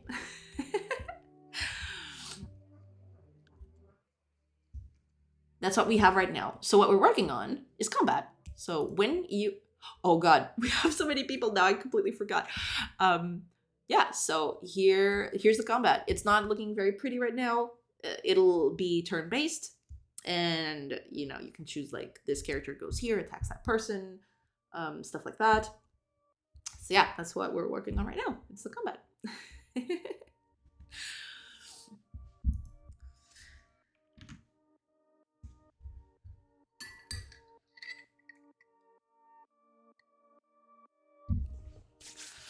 And I'm trying to figure out why it's doing what it's doing, because it's doing like some really wacky stuff. It's not animating the character, and I'm trying to figure out why that is.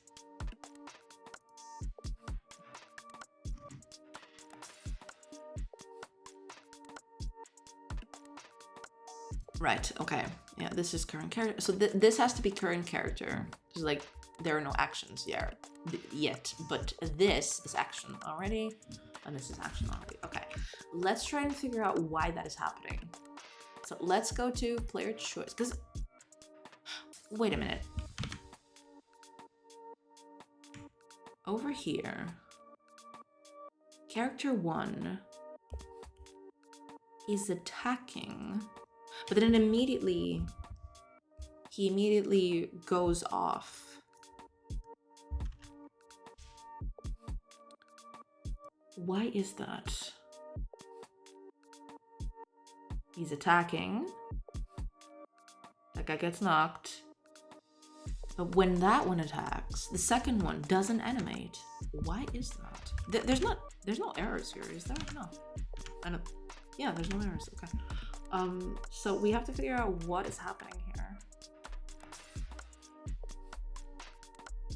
Why is that? Let's figure that out. Let's run this in debug mode.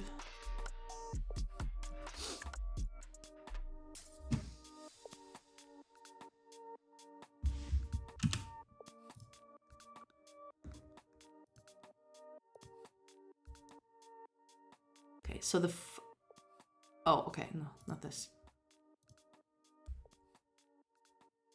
First one attacks. It's character 0. Yes. And the target actor should be character 2? Yes. Okay. Okay. And then, when it's over, they change.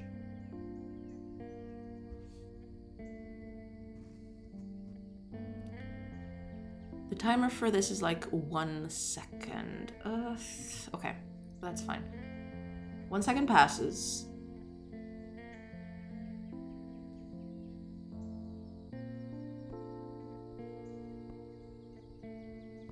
Oh, it stopped. Oops. So, this is still character 0, yes, and this is still character 2. Yes, okay, good. So they should get, it should get knocked down, and it does. You guys can see it because it's off screen, but it does. Now, the actor should be character 1, and it is.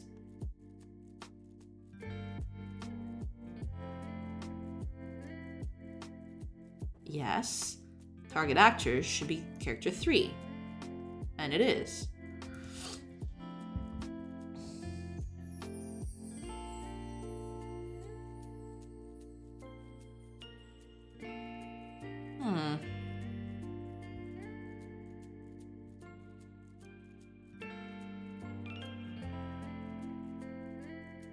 And it immediately leaves. It doesn't even do this. It doesn't even get here. Oh, I know why. Okay, I know what's happening here. Okay. At least I think I do. So here over on combat, every frame, we're checking if the combat can end, which means that everyone is, defeated. But that can't happen every time here. This can't be done on process. This can only be done when you end the turn.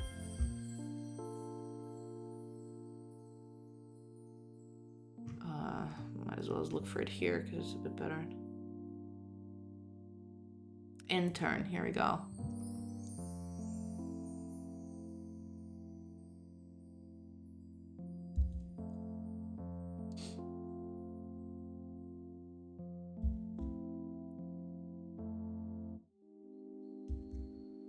Okay.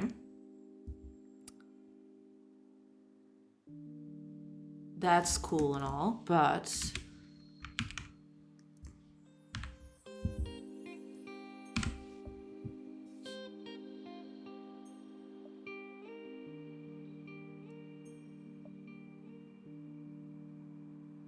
and this changes it immediately. Okay. Not exactly pretty, but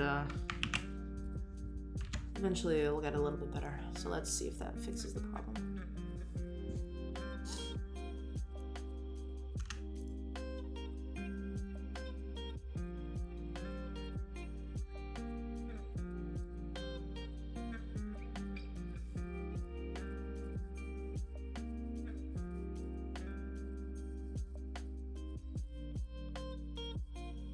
What?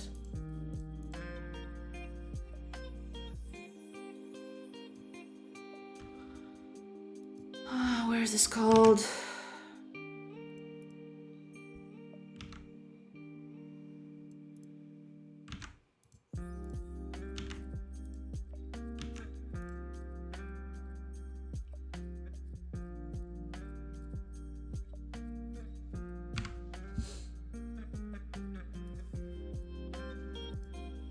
Right, okay.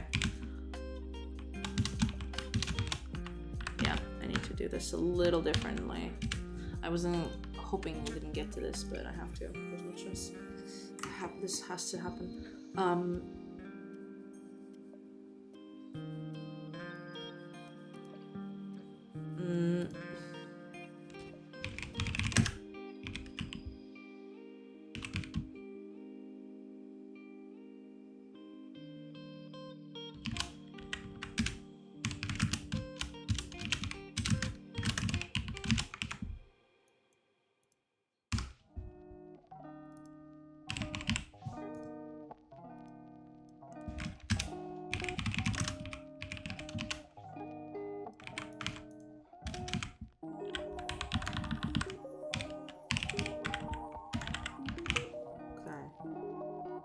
Where else is this used?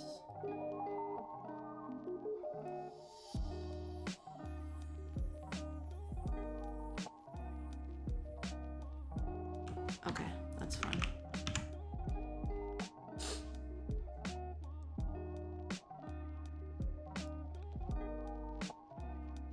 Hopefully that fixes the problem.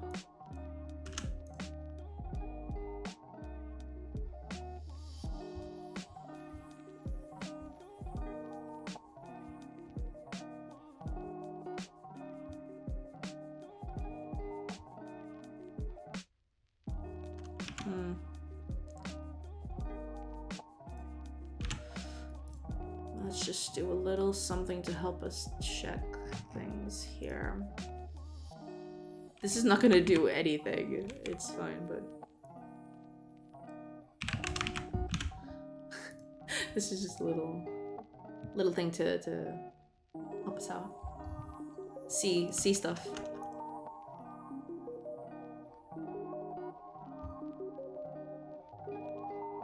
Oh, oops. Right, let's just target active. Wasn't expecting that one.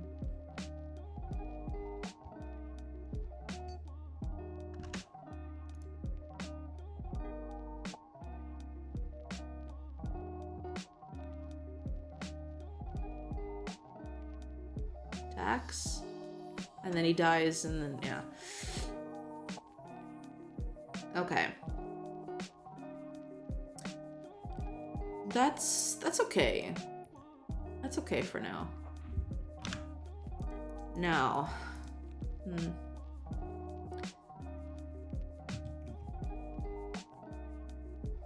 That's okay, I think.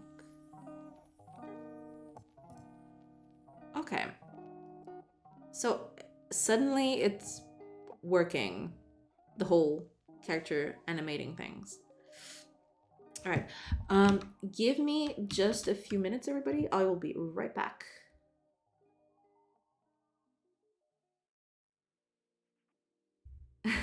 Hi, Risen. I mean, depends. I like it. I like the that C sharp is an option for Godot because I've used it a lot. So I don't know if it's better. I've never tried GD script. I don't do well with weakly typed languages. Let's just say that. But yeah, I like C sharp. So far, haven't had a lot of issues with it. It's been pretty smooth. Okay, I'll be right back. Just give me 1 or 2 minutes. I'll be right back.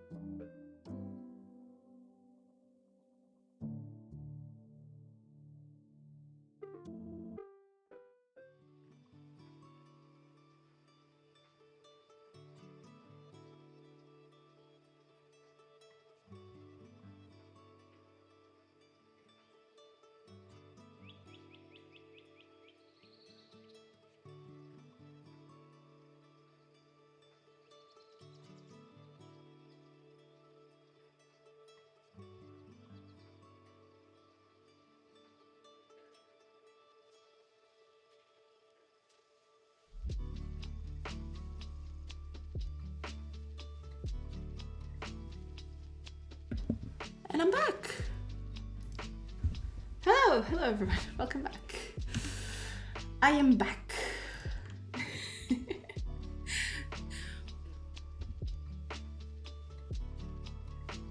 Let's keep on doing this.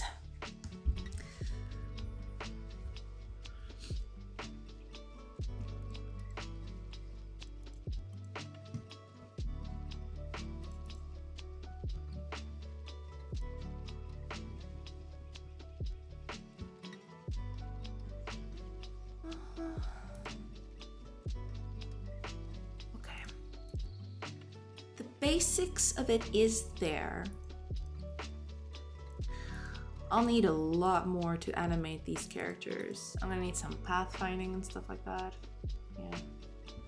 But for now, I'm gonna just do a few test runs here, just so. Just a few of these things. Oh yeah. Let me check what happens if you lose, because that's always a good thing to check for. Where's the combat? Here it is. Okay. For that, okay.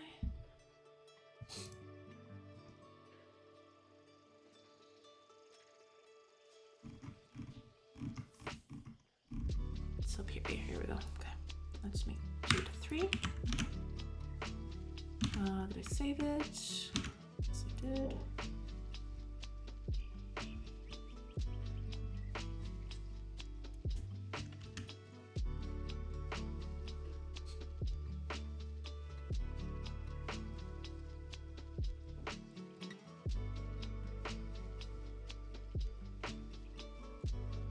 This button actually doesn't do anything. I gotta get it out of here.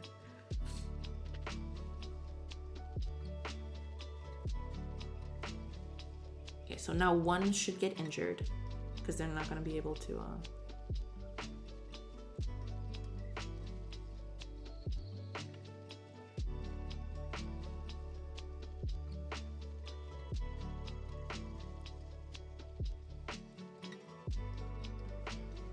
There we go.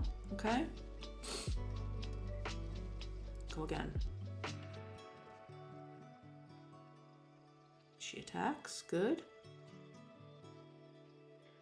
He attacks her. Combat is over. Okay. What happens if I get into combat?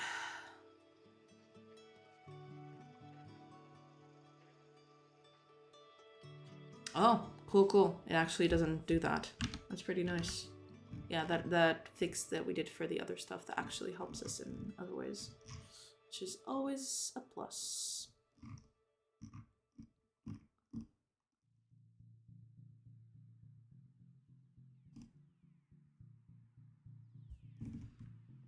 Cool, very cool. All right, let's keep at it. Let's just make this a little easier to observe. I'm gonna take that idea.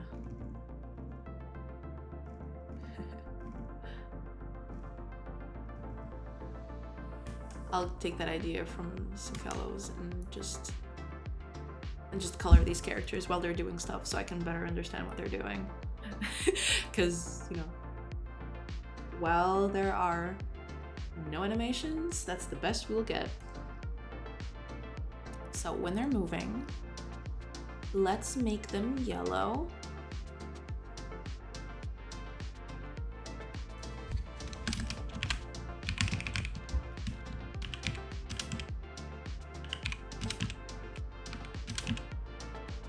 I think it's modulate, right? To change the color of the thing.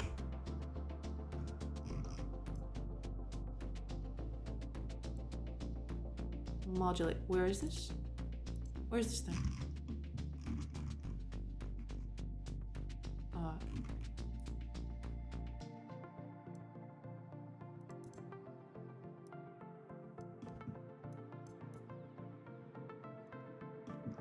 Is it modulate?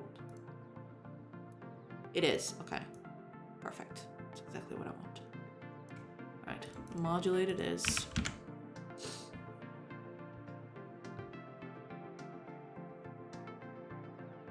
modulate it is. So I just set a color in this, right?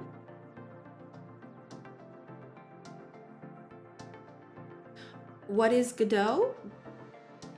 Yes, that's the engine of, it's a game engine. It's what I'm using. This is Godot.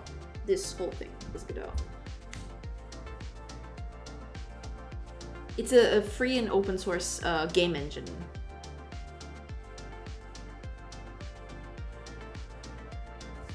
It's what I'm using. It's this thing. Well,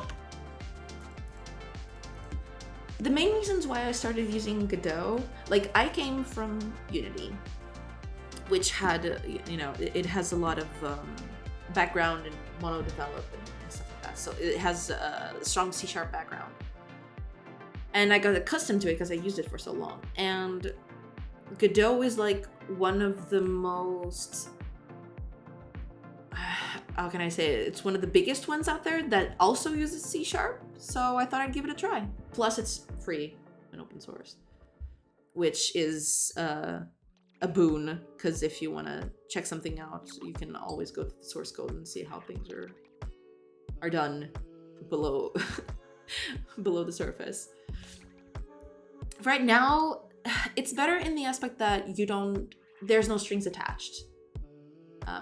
Godot still needs a lot of features to be in parity with Unity in that aspect.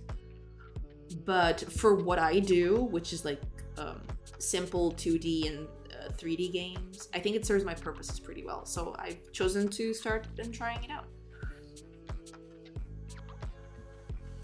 It isn't better, it's just different, you know?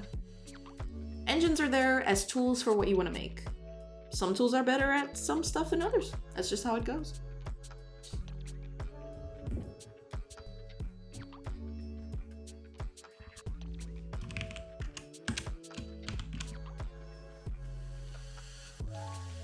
How am I going to do this? Can I? Set RGBA, can I just do that? Ah, there it is. Okay. So, while it's moving, let's make it yellow. Red, green. And let's do that for the attack too. So, the attacker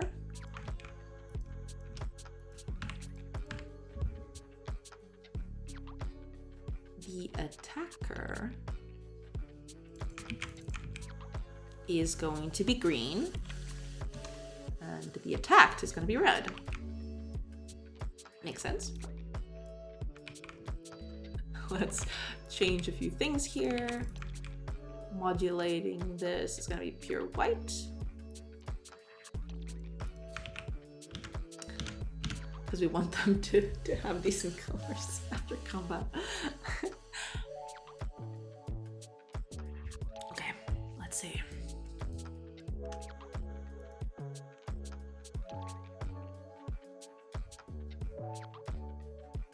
Oh, it doesn't get yellow while it's moving. I wonder why. Oh. Interesting. Let me check that. Oh, I didn't save. Yeah, of course. The classic.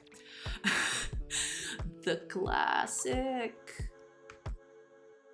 Oh, actually, no. I did something bad. So that's it, and then I modulated to pure white. Okay.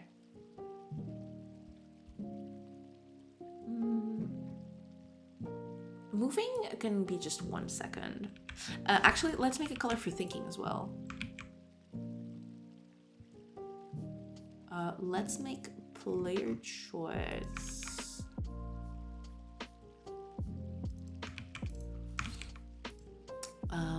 Like light blue.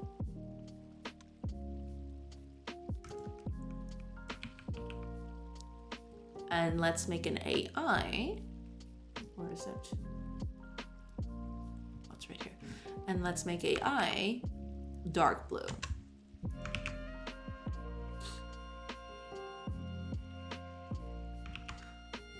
So they should all have colors except when they're not doing anything.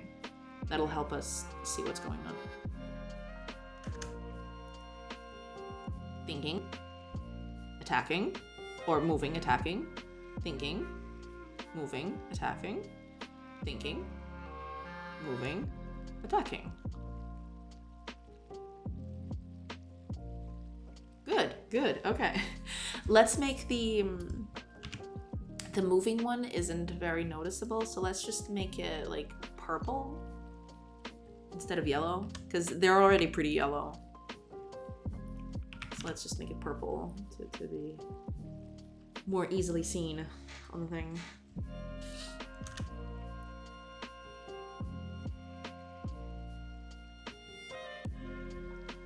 It looks really weird with the purple. It actually looks red. Purple is great. Purple is my second favorite color. Favorite being green. Green doesn't trump purple, in my opinion. But purple is a very close second. But this purple is like really weird. It doesn't look very purpley at all.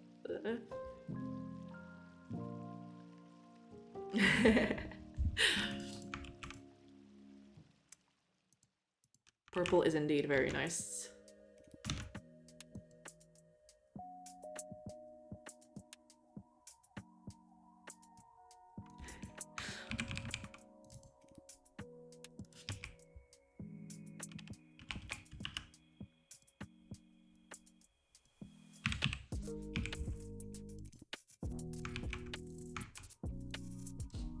This is all going to be deleted later, but let's just make it like that so we can understand what's happening. Where's the... Oh, this is the move. Okay, then thinking... No, I want them to be...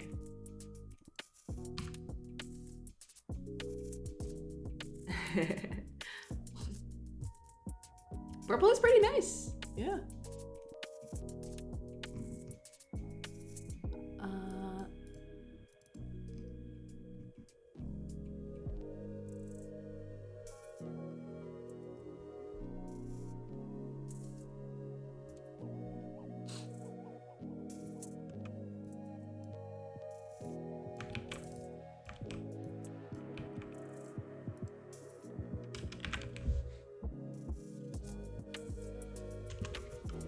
This is all gonna be useless once you get animations going, but that'll take a while, so we'll just do it like that. Let's see how this looks.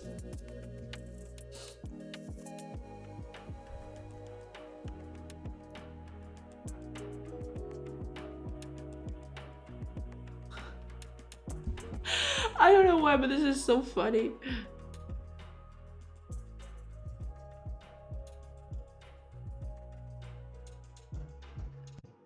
Okay.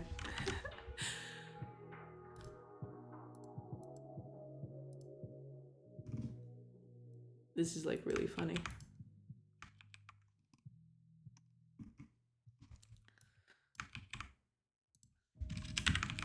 I always like doing these things.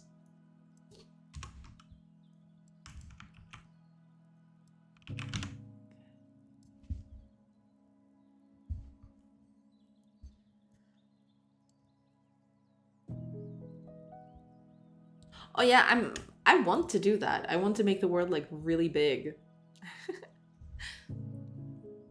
Yeah, I'd like to do that. Hopefully, maybe we'll see. It depends. But yeah, I'd like for the world to be pretty big. Like you wouldn't be able to explore everything in just one playthrough, and you'd have to pick and choose. Yeah, that would be pretty awesome. Yes.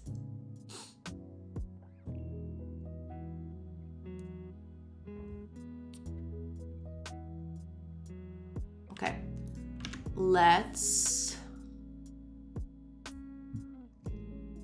just do one last thing to help us.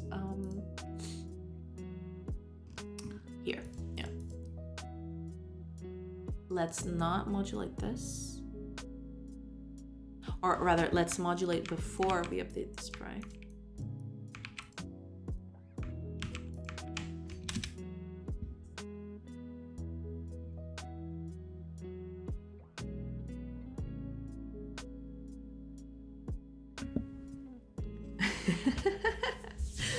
That might be a bit too big, but we'll see. That's, you know, might be a possibility. I don't know. That might just be the thing.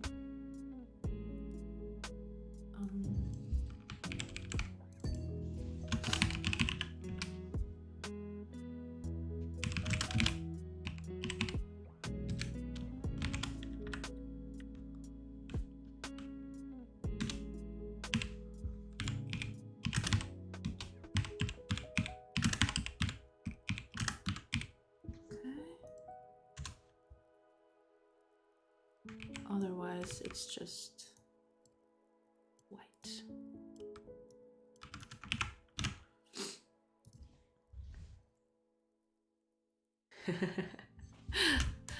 All the big numbers.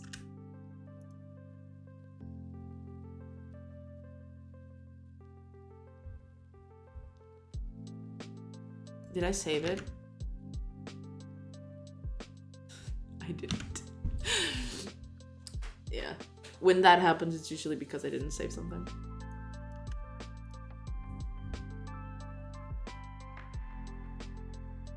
There we go. Okay.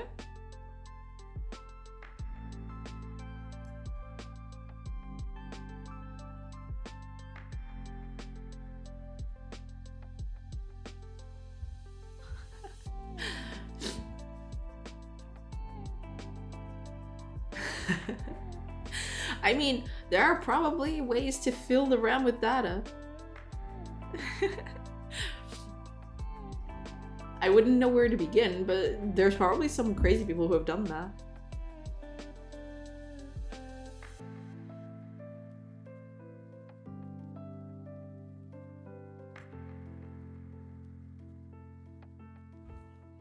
Okay, so far it all seems nice. Okay, here we go. Let's see. Because one of these is going to get defeated. Because they have more than us.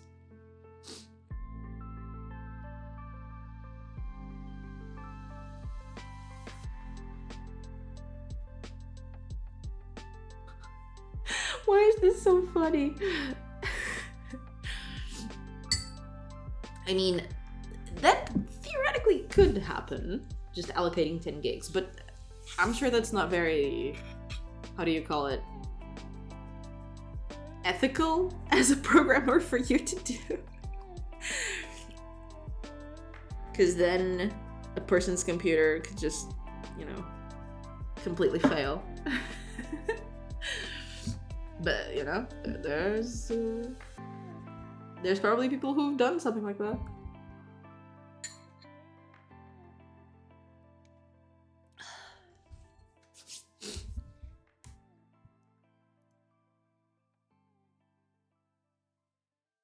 Good, good, okay.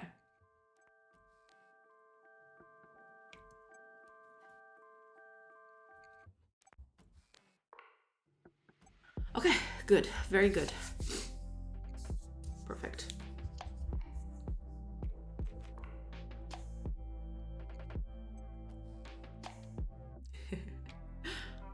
Well, nowadays, the simple graphics help, yeah, but most of that, like, depends, yeah.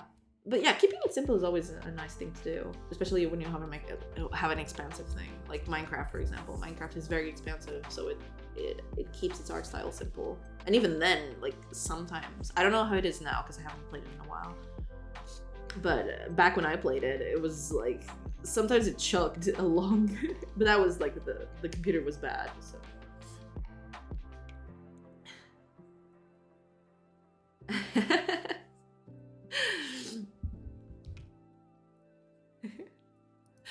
Yeah. Okay. So, we're animating. Key point here being the quote-unquote animating. Now, we need these characters to do things. Like, to have actual combat stats that, you know, because, like, right now, what determines their starting order is just, like, I put all the player characters first, and then all the all the enemy characters after that. But I want to not do that. I want them to have their own turn orders, and their turn orders determines when they get to act. It's not like a list of things.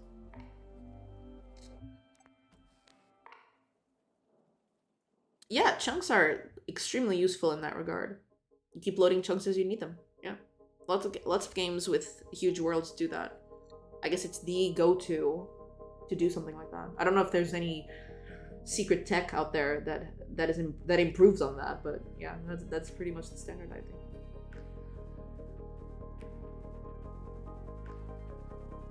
Yeah, something like that. A speed stat. Although I don't want something like speed or initiative, because then, I mean, I might just cave in on that. But yeah, I definitely want to have a turn order based on something that the character has.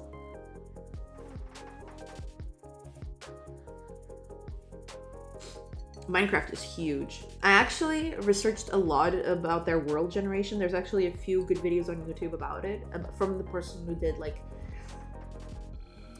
they had a revamp a few years back for their world generation. I saw the videos from the person who actually helped them, you know, make that algorithm, and that was pretty wild. Like the way they do that, it's pretty cool. Yeah, making stuff limited is the best way to go at the beginning. You can then expand. Like, the good thing about procedural generation is that it's mathematical, so increasing the size, there is the problem that by increasing the size you can introduce more artifacts, as in like it gets more repeated. There's more repeatability, so things get more noticeable that, yeah, this was just placed here by an algorithm. But, you know, you can sidestep that with a few clever tricks, depending on what you're doing. Cool. That's pretty cool. That is pretty cool. Okay.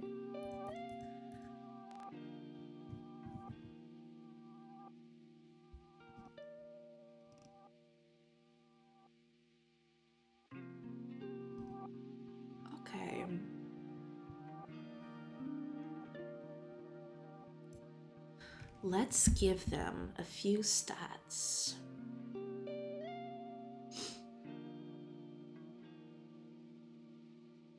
Oh, is that what they do? I wasn't aware of that time dilation. I've heard about Eve and their whole complex systems, but I didn't know about that. But yeah, it makes sense.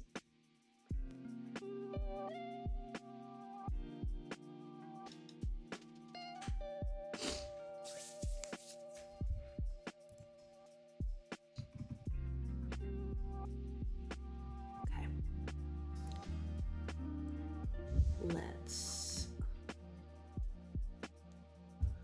Let's do this. Because we need now what we need now. I want to have turn. I can just do turn order like random for starters, just so I can check if it's working. Like depending on the character, I just assign a value to it and add to it. Because like, that's the thing. It doesn't make sense. Let me go over here on the entity manager. Where is it? No, entity manager. Where is it?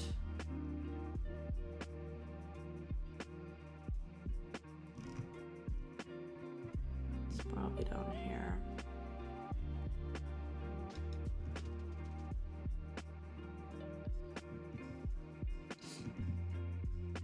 It's up here, I remember. Entity manager, here we go. Instead of doing this, because like none of this makes sense now that we have every character as its own faction, so none of this is needed. It's like, let's just make this character controls and that's it. Like there's only one character controllers.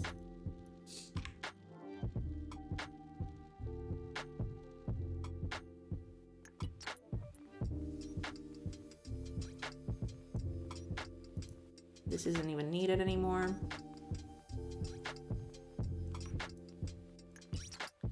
We don't need this anymore. Yeah, the character should come with a faction already.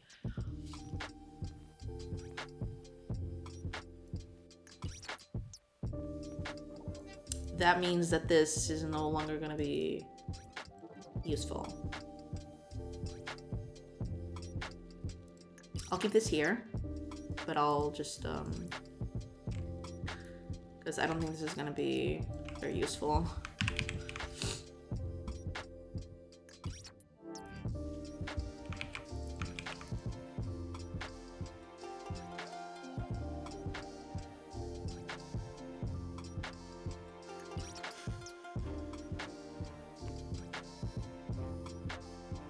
Oh yeah, it's gonna be a lot of work. The biggest thing about doing that is that you get to see the world being built, and it's like you did that. So it's tremendously satisfying and rewarding. Yeah, you can add everything you want. It's your world. You do you. The rules are yours to determine. You get to dictate whatever you want.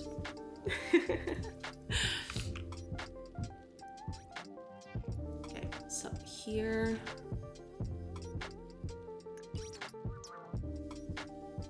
Right, okay.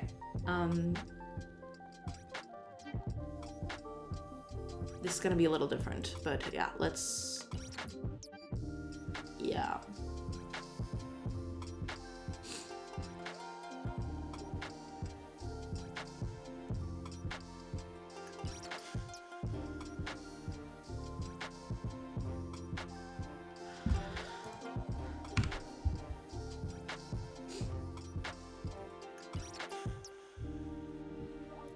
Okay, this needs the faction, yeah. It doesn't need the faction, actually. I can just get the faction from the character. So, yeah. Controller.faction, no, character. Dot faction. That'll help. Okay, that's one less thing to worry about. Now here is a thing. Let's do that.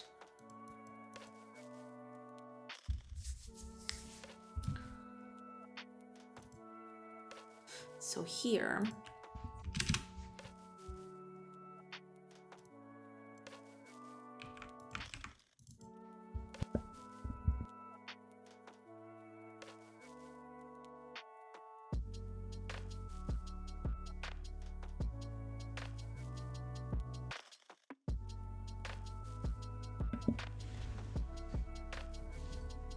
sneezes are killing me.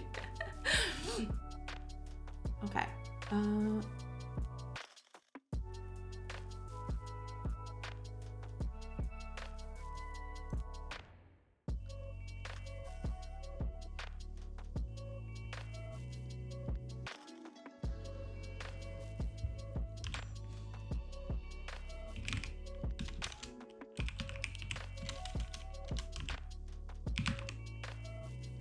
Okay, here we go. Find. This is what we want. We want a character controller.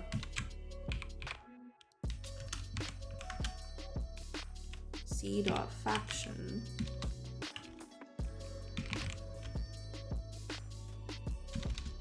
Character.faction. I don't know, I keep forgetting.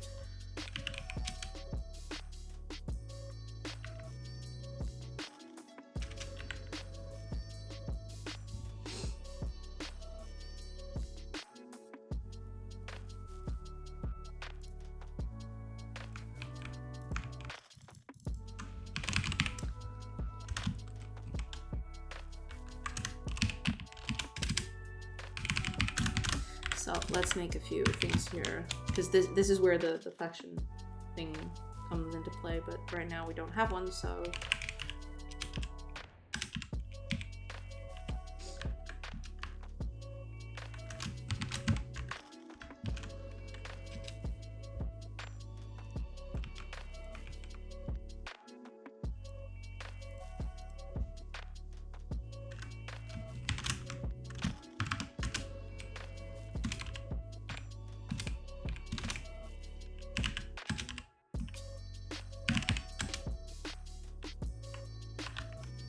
enemy that isn't knocked down.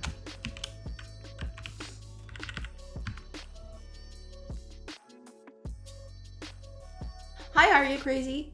Welcome, welcome. This is C#. This is Godot with C#.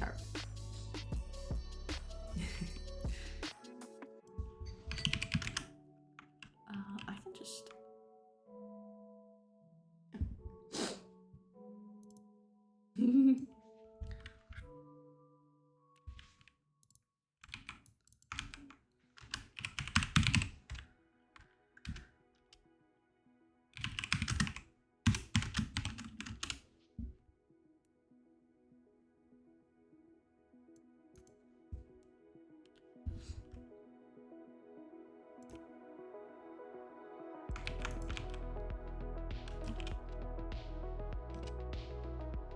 How was it? I never know how to do this.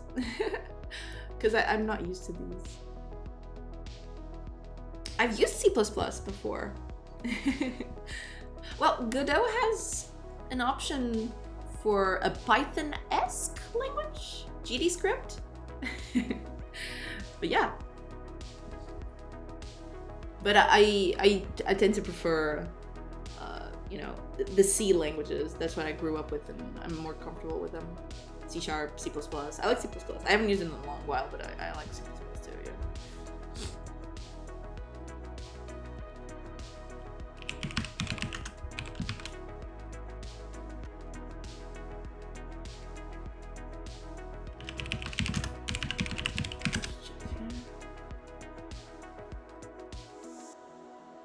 Oh, that's very cool.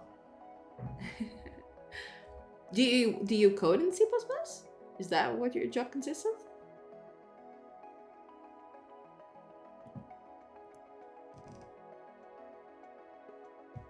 Oh, I have to do this. I keep forgetting. Yeah, there's this. Okay, there we go. Ah, here we go. Okay. This thing. I keep forgetting this.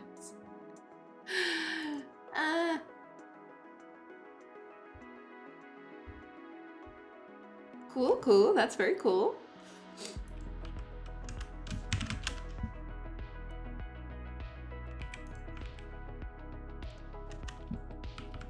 Oops.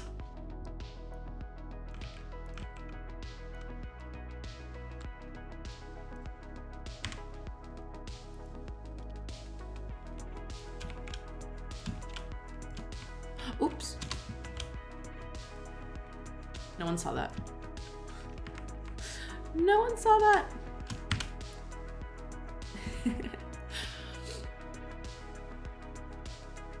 Okay.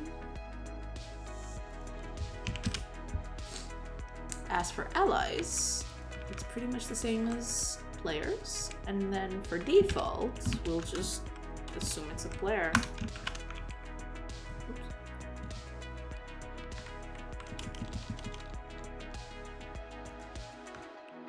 Okay, there we go.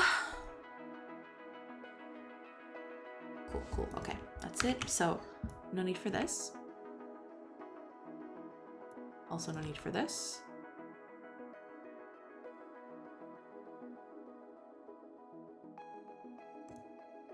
I can just do this.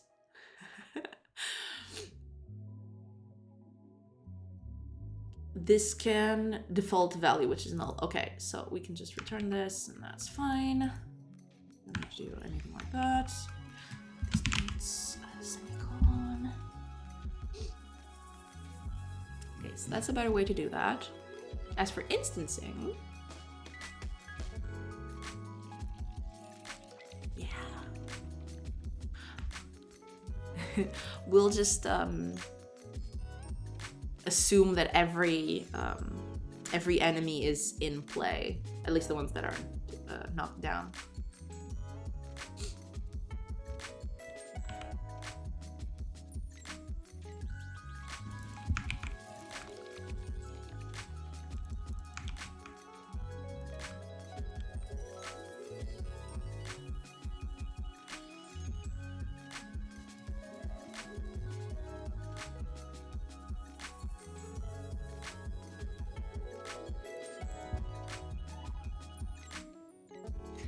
This is going to be a slight problem for something else, but I'll fix that in a bit. We need to create a party first now. We need to create the enemies first, now that we're doing this. So this is no longer needed.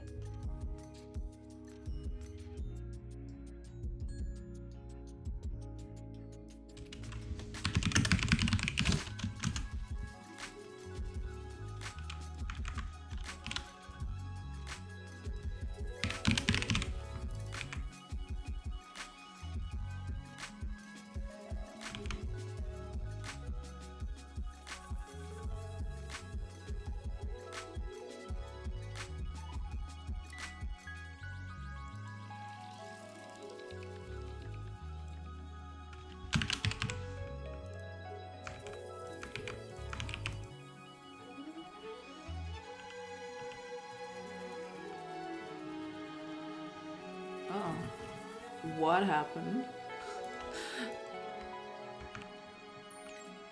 Oh, yeah.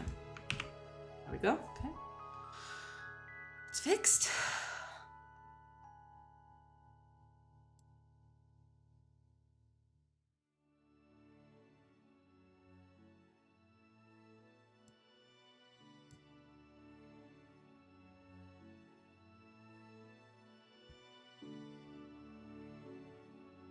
Okay.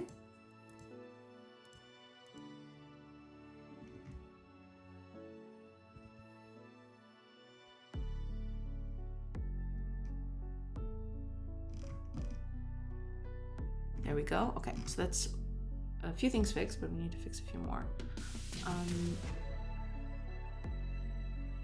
All characters defeated.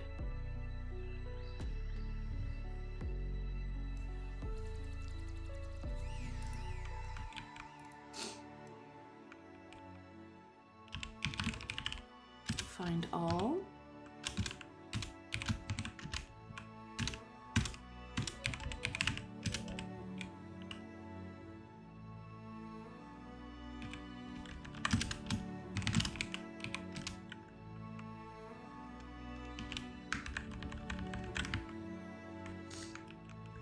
Okay.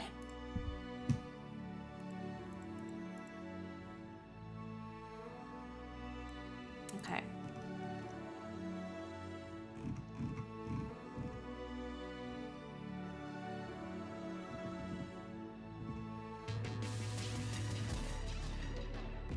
So when we exit this, we want to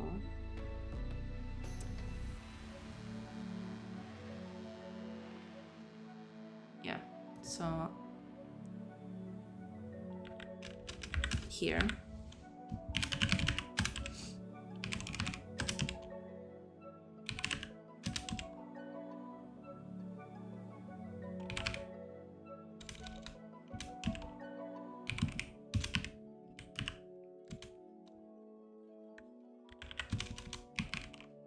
move all.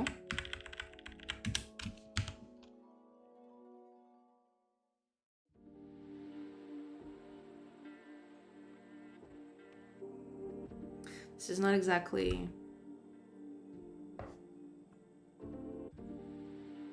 very good, but we'll fix this later. Because, like, it's not going to be like this anyway in the end. We're just trying to make this work.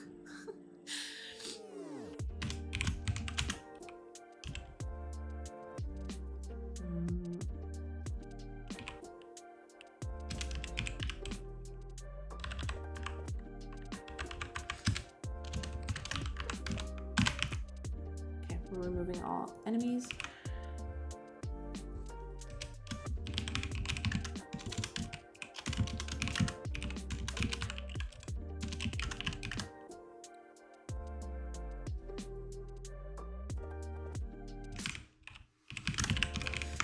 That's for some later use case. That's a later use case.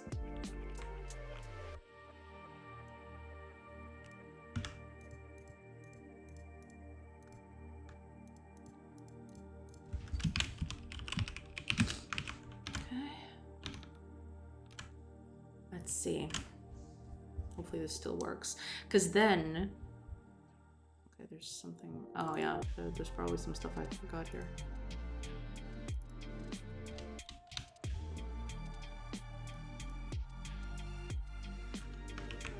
There we go. I think that's it. No, there's a few places here. Let me check them all. What is this?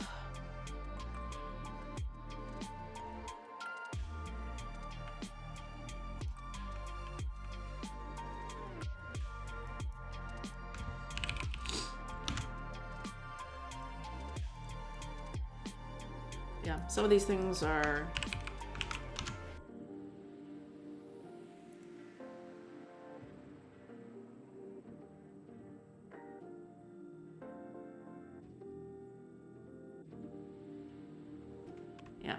some of these things are not working as they should, but we'll just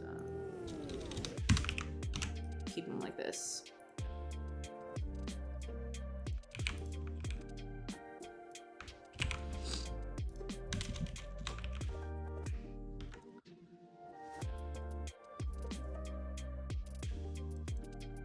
There's a lot of these. Oh god.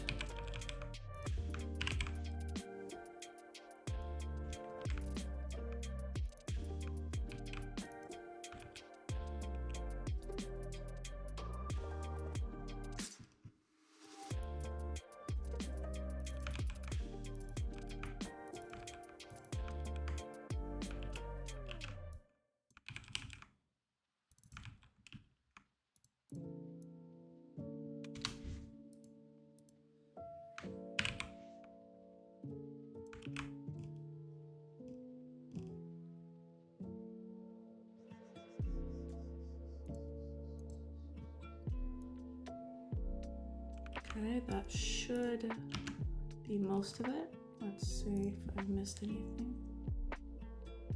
Okay, I guess not. Let's see.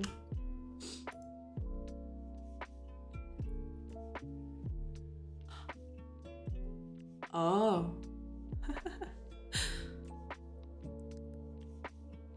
Yeah, I guess that's a thing. That's a quirk of the thing. That's okay.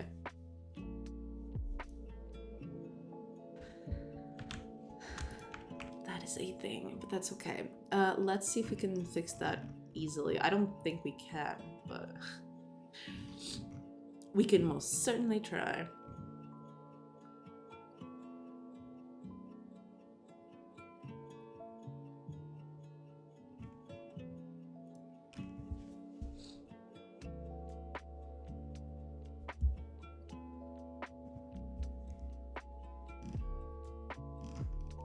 When I'm instancing them, it's here.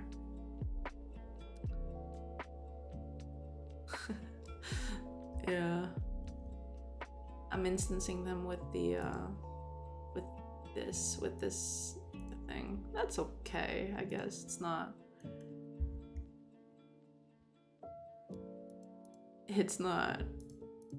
terrible. We'll definitely need to change this a bit later down the road. But it's fine. That's fine. Okay. Let's run this a few times, see if there's anything we can do before we go into heavier stuff. Because, like, now comes the heavy part. Like, pathfinding and setting their initial positions and stuff like that. Yeah, that's gonna be wild.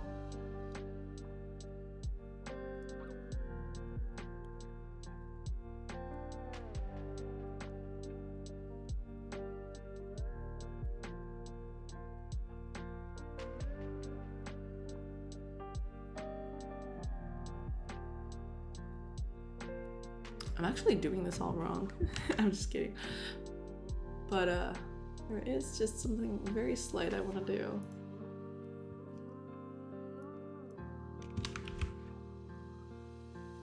Just because it makes a little more sense. This is minus 90.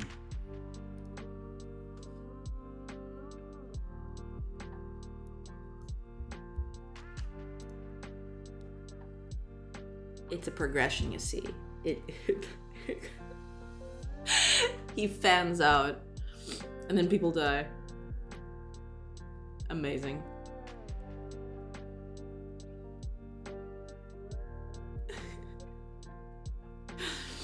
Okay. And when they get knocked out, they're with their belly up, you know? Okay.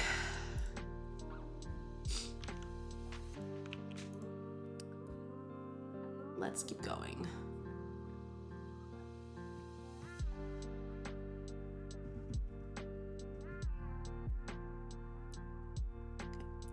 Yeah, now that we've done this was mainly because I wanted to have a certain turn order. So right now, what I want to do is when we get into combat, which is here, turn order right now is this. Like, it gets inserted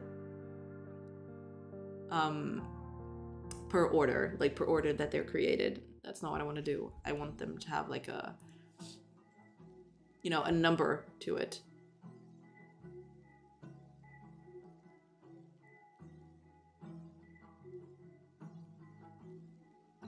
So I want to calculate this and then make it a turn order. So,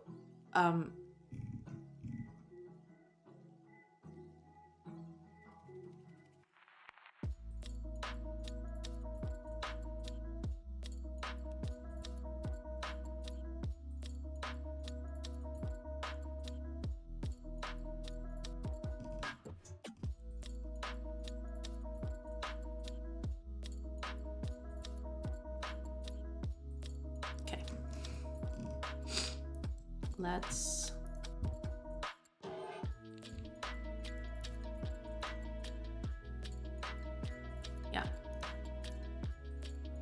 and if the character isn't knocked down, then we add it to the turn order. Okay, so let's try. Let me think a little, because we want this turn order to be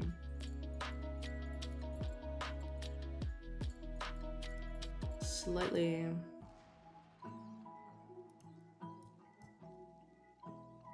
different each time.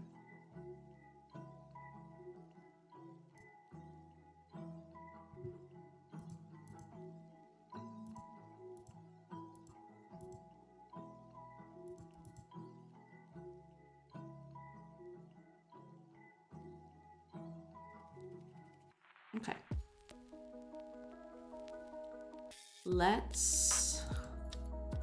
How would I do this?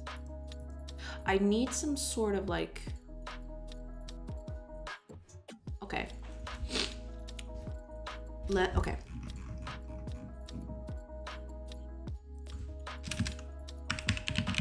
Let's just create a few things here.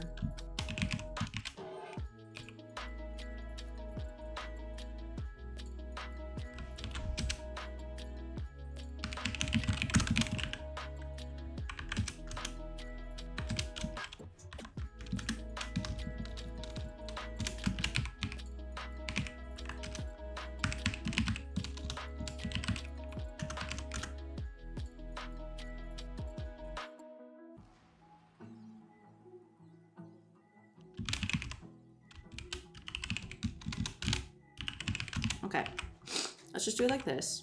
So our turn order is going to be a list of turn order instead.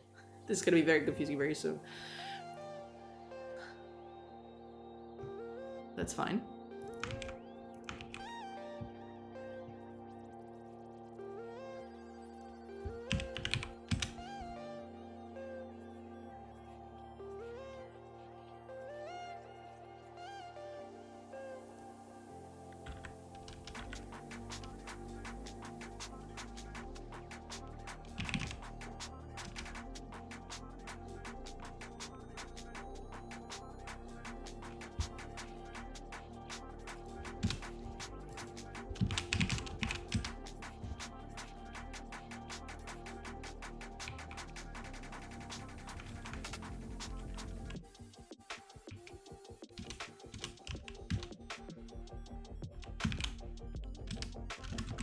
Let's recalculate this. based on the character, so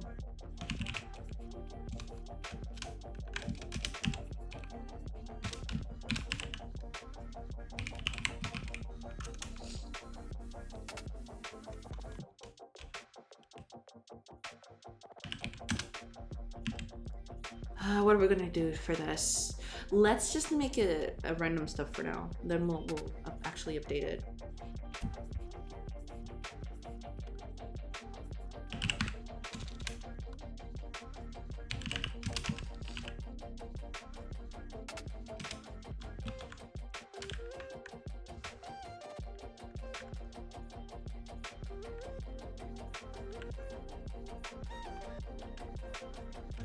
Let's do that. Let's make it by hunting.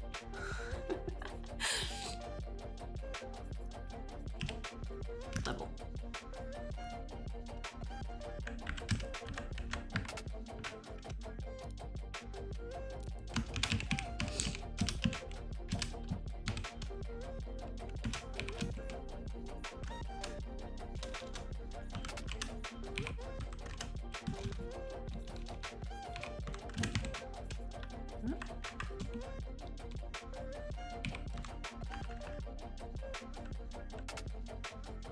How do we? I never know. Give me a sec.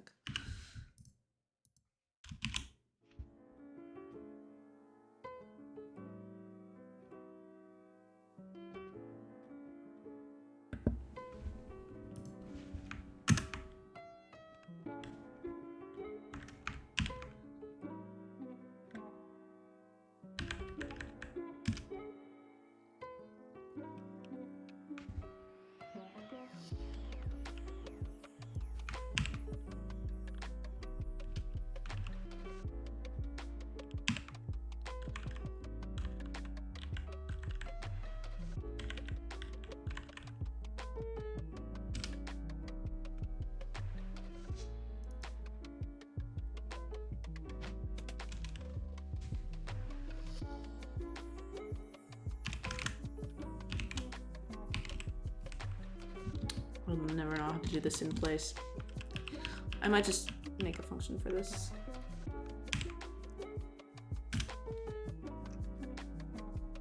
Yeah, how do you do this in place? Give me a sec. Hi, Julio! Thank you, thank you. Yeah, I'm sneezing a lot today. I'm kind of sickly.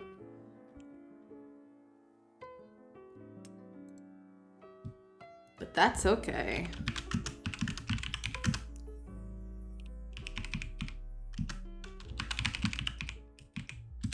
I can still truck along. So everything is fine.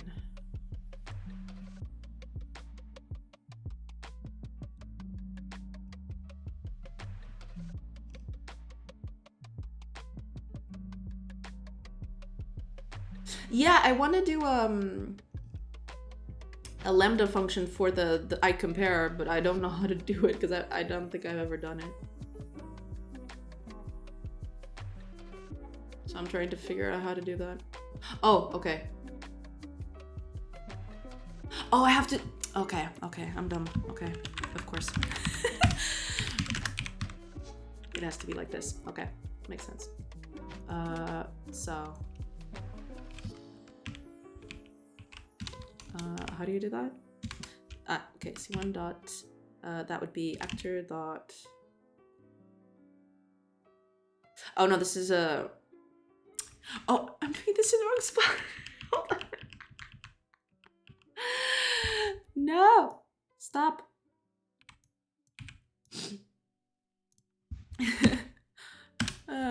Okay. Yeah. Okay, I know how to do it now. I was having a brain fart, I guess.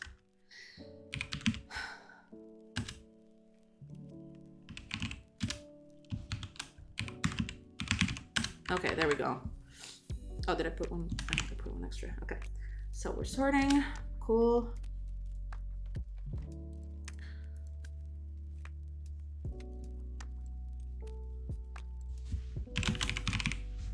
Okay, we're gonna do a lot of these. because I just changed this.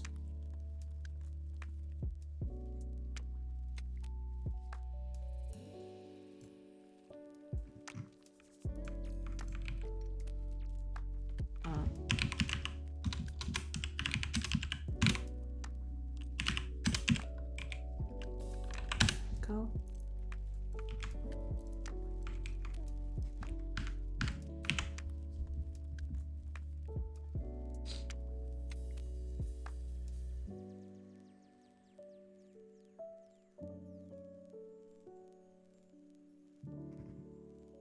Oh, this is on enter.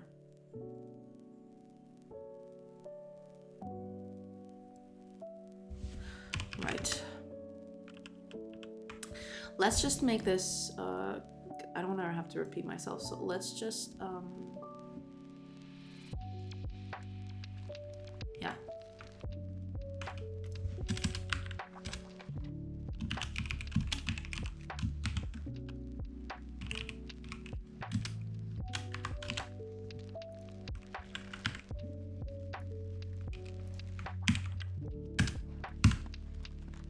Okay. And then we can use that over here.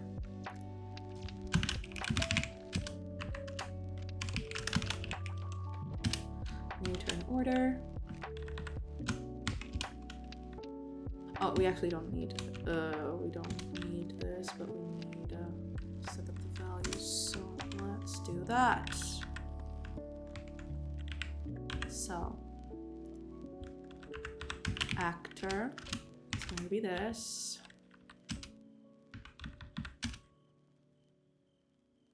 Actually, we can just do this and then set that up, and then I don't have to repeat myself. Yeah, there we go. We need just to implement this. Yeah.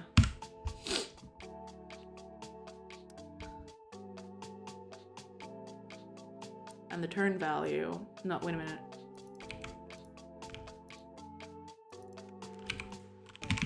There we go. And the turn order, we can just get from, where did I do that?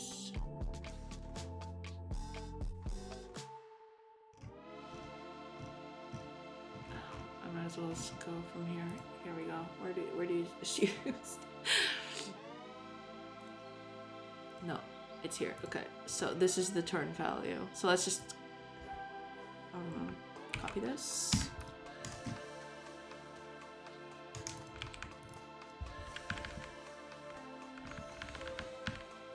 There we go.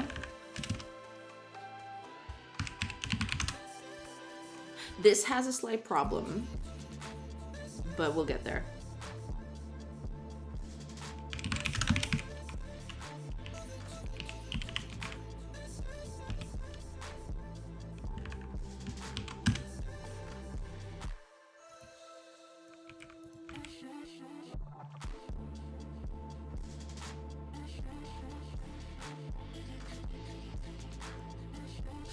Right, it's turn value, it's not turn order. Okay. That's that.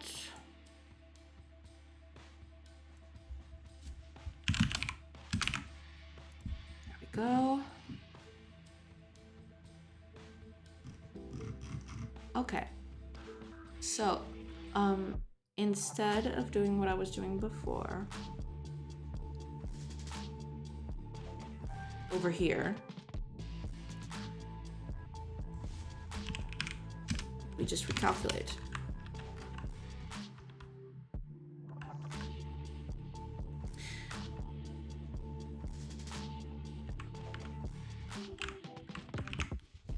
But this has a slight problem, because this is always going to generate the same value, so it's always going to be on the same list position. And that's bad.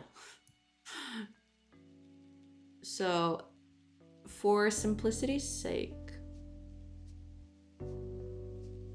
let's add a value to this.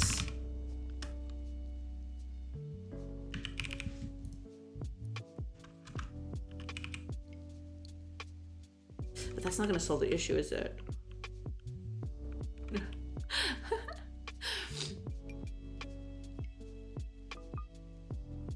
Oh, I know. Yeah, I'm gonna make I need a turn and a turn order. So this is turn 2. Yeah. So, turn.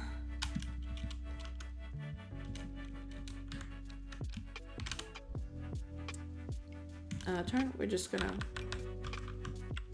oops. It's just not agreeing with me. Okay, just need this. 0. There we go. And on the sort, we need to take this into account. This is gonna change over time because I don't know. There may be some characters that may act twice upon a turn, so we need to take that into account. But for now, we'll just keep it like this. Everyone gets an action per turn, and that's it. And we'll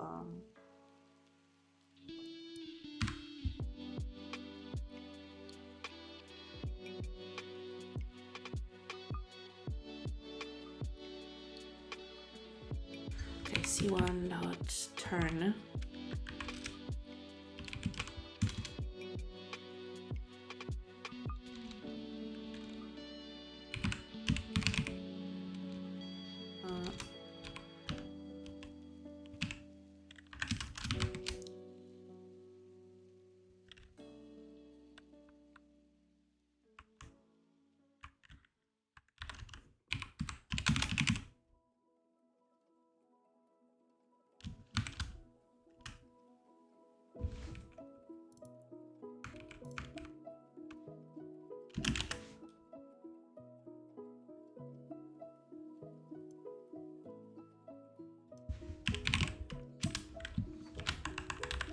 It's getting really complex, but eventually we'll clean this up a little.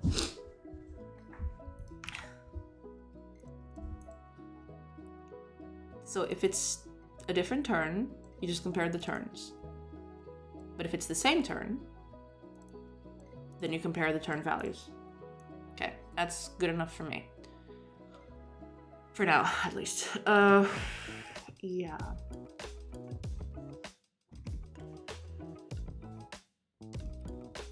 We recalculate these on the new turn, and we add it. Oh, that means we don't even need to remove.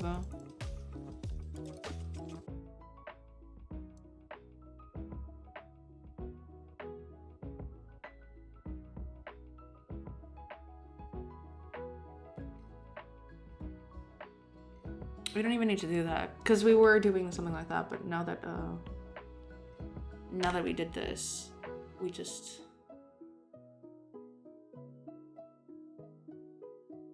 Yeah, we just do this.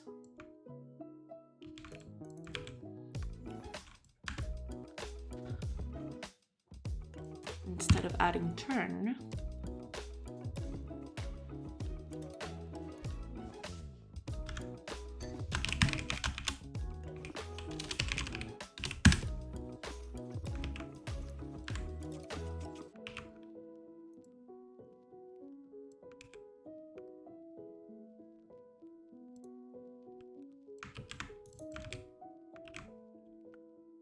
there we go.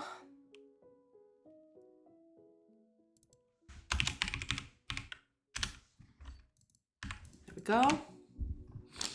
That should be good enough. And hopefully that helps.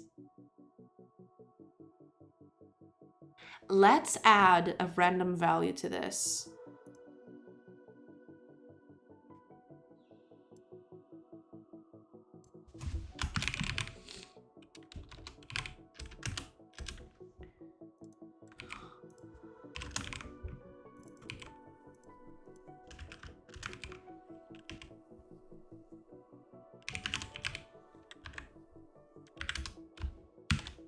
Between, I don't know, 0 and 10.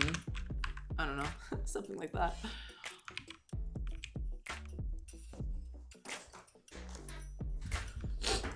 Okay. That'll bring a little chaos to the battlefield.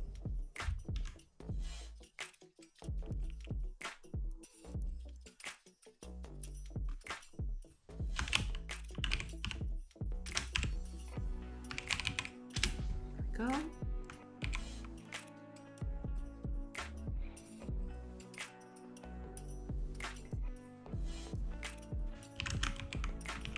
There we go.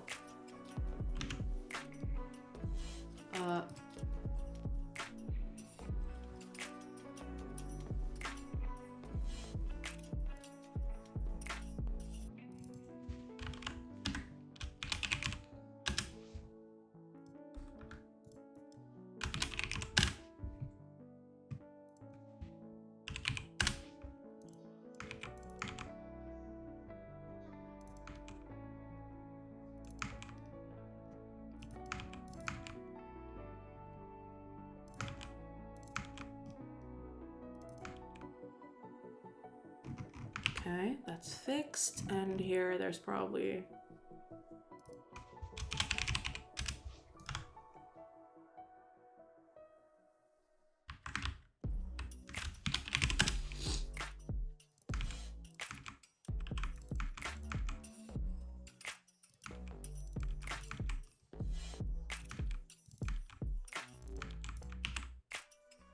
There we go.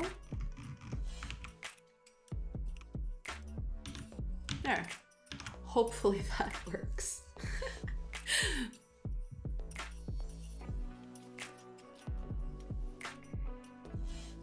Hopefully that does the trick. Let's see. That one's going first.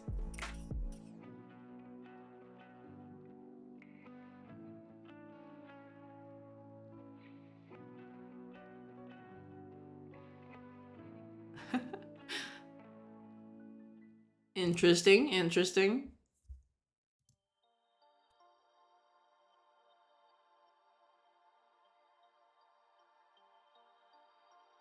Huh.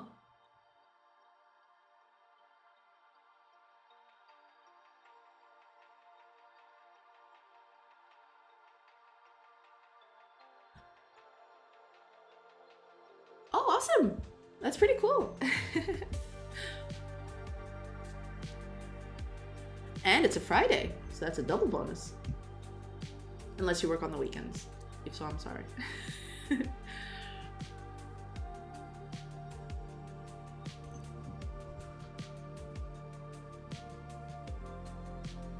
Interesting.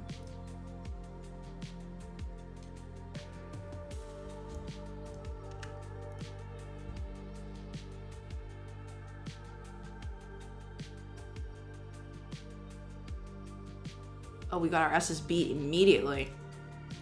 Dang. That's not very cash money. Okay, we're going first this time.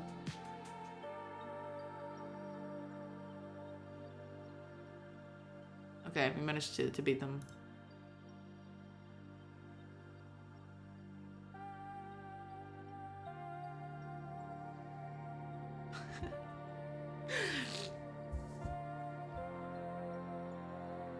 Ah, I see. Yeah, you do. You should.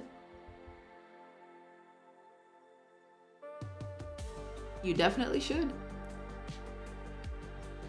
Oh, we're not gonna win this one unless the RNG favors us. Because we are going first, but... yeah, we're gonna get downed once here. Okay. Okay. But yeah, we're gonna get downed immediately. Okay. Alright. I'd like to actually see this happening in real time. So I am going to make just a very tacked on turn order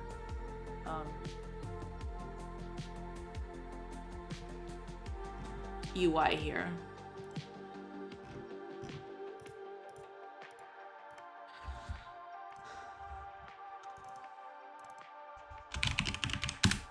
Let's add this.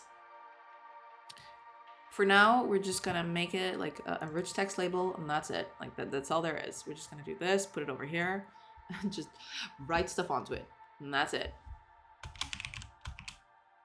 Eventually, it'll get pretty with, you know, cubes going in and out and seeing, oh, it's this person's turn, it's that person's turn. But right now, it's just text, just that's it. Okay, we need to actually set up our UI, which I believe should be something here to do that already. There isn't. I'll have to copy that over.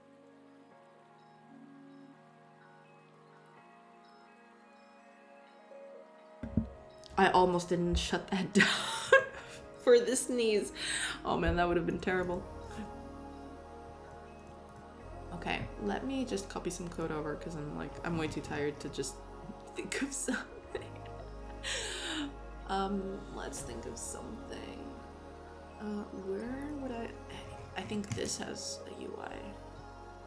Ah, here we go. UI, here we go. Let's just copy this over here. There we go. So we just need the UI control for now, and that's it. Yeah, that's it. And instead of camp here, it's combat.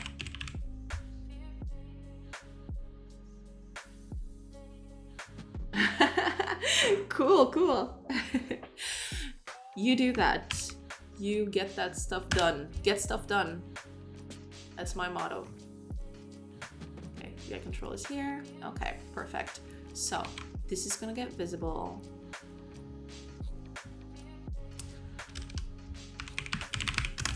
Rich text label, UI turn order. Let's just do that. We're gonna set it up here.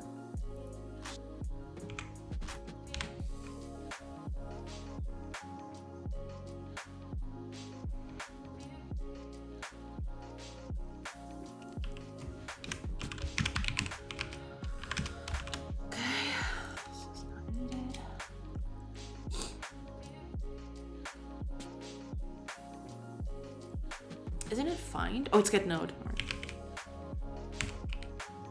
I always confuse the two. I think I just named the turn order. If it's not that, I'll just change it later. Okay, there it is. When we go in, when we enter the state, where is it? Enter. We're going to oops. I'll just drink the rest of this and get this out of the way. I'm sorry about that. You do that. Get that stuff done.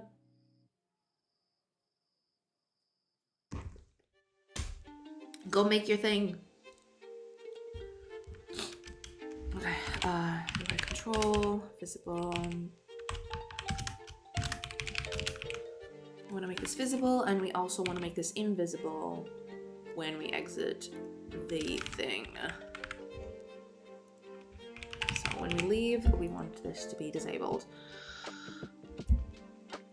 Good. Now, only thing missing here is the turn order needs to be written to. So when we recalculate the turn order, we'll just, where is it? I'm getting so lost.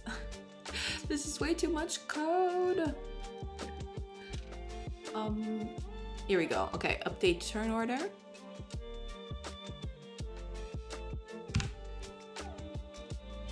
Ah, I see. Wait, update turn order then. I mean, I guess I can reuse this for UI.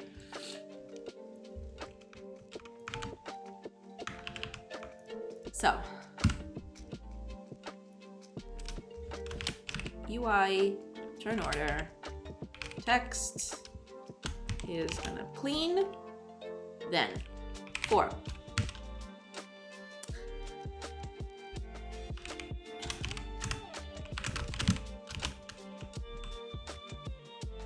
turn order dot count.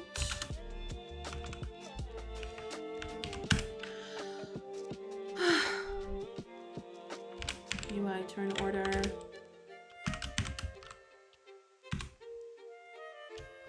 Let's make this an interpolated string. And with a /n. What are we gonna do here?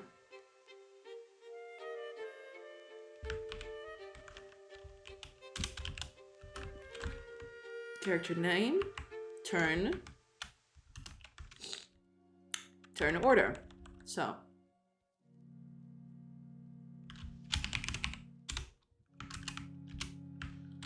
dot 0 dot actor dot character dot name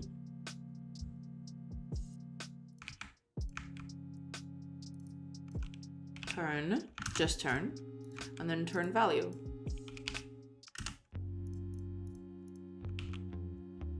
What is the problem? Oh, of course. There we go. Okay.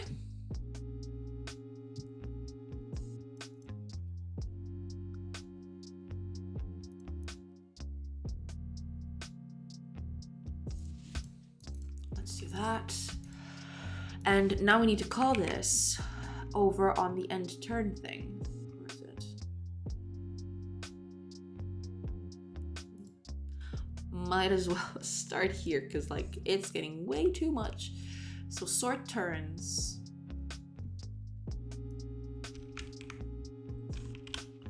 Let's change this to update turn over UI. Turn order UI. Okay, we're sorting and we're recalculating. All right, let's see. Oh, I did do something which I didn't want to do. Give me just a second here.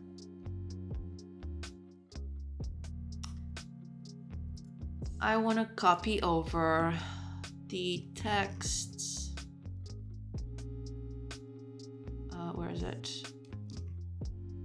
Is it here? No, I keep forgetting. Theme overrides, here it is. Font, it's not here, it's not. Oh, because these are the ones that don't have that. I need to go to somewhere else who does. It's not here. Let's pick up the pop-up, sure, why not? Text, here we go.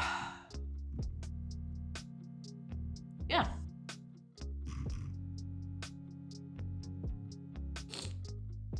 Hi, Payne. Godot is fun. Yeah, it's been pretty fun so far. Trying to, I moved over from Unity like a month, almost 2 months back. And yeah, so far I've been pretty happy with it. Haven't regretted the change. At least not yet. But, you know, I don't do that duty heavy stuff that I need something really super powerful. So like most of the stuff that Godot is missing for me is not a big deal right now. So yeah, it's pretty good. Let's copy this over here. Change the name of this. No, what are you doing? Get back in there. He doesn't. Okay, yeah, makes sense. Change the name of this. Okay, so this goes down here. And I don't want this to be that big. So let's just do this like a few times. Oops, no. There we go. Let's make it 6 characters. Yeah, that is good enough. Let's change the size of this. What is missing? I mean, this is from the other people that I've talked to about Godot, so don't quote me on any of this because I'm not entirely aware. But you know, from what I've heard, like what do you call it? A programmable rendering pipeline. I think that people really want that to make like specific graphics for their games, a specific graphical style. So that is a huge thing that people have been asking for a while. And I think they're working on it, but it's not there yet. You know, there are a few systems here and there that need a little work. For example, audio and the tile maps and stuff like that. But, you know, for what it is, it's pretty good for my use case. But yeah, sometimes you might find a thing here or there that doesn't work exactly as you wanted it to. So yeah. But so far for me, it's been pretty good. It's a little smaller. It's way too big. I'll take it. I'll just make a little square over here.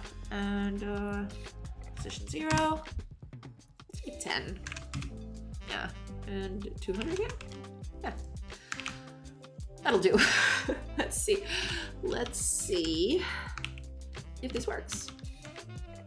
Probably won't. Maybe it will. We'll find out.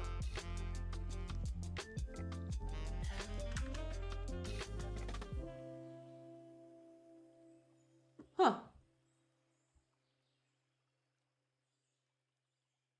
Interesting. Okay. Why is it repeating everything? We don't need this. Oh,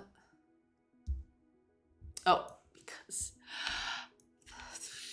I'm an idiot. That's why. Because I'm a dum-dum. And I put zeros where it should be eyes. So character 0, character 1 goes after, then character 2. Oh, that's actually a thing that I haven't considered so far, which is, what if a character gets downed and it's their turn? Oh, that's never gonna happen, I don't think, because I remove, before I determine the next turn, I remove everyone that's been knocked down. That's, yeah. So I should do this. Yeah, I should do this after I remove all of them. So, yeah.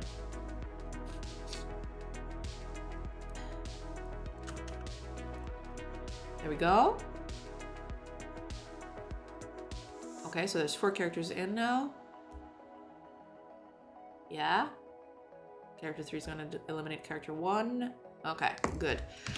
Let's just make this a little bit easier to see, because right now the numbers are all squished together. And that's not good. We don't want that. Turn 0. Character 1 is going to be turn 1. There we go. Character 1 now. Character 3. Okay. Pretty good. Pretty good. Like, for what it's worth, we're okay. We're doing okay. Okay, I need to blow my nose something fierce. I will be right back. I'm so sorry. Like, today is just not cooperating with me. I'll be right back.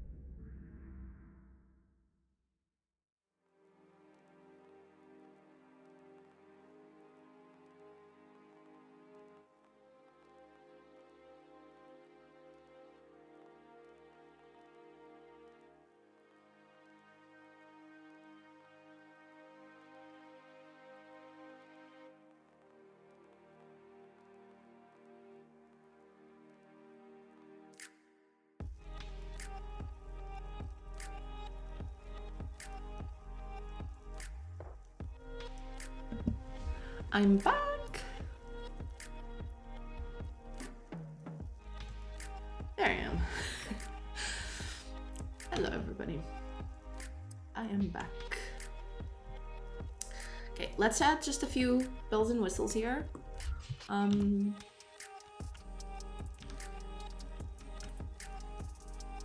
I think I'm gonna turn it in for today a little early because I'm getting kind of sickly. Hopefully I'll get better soon. But yeah, it's wild.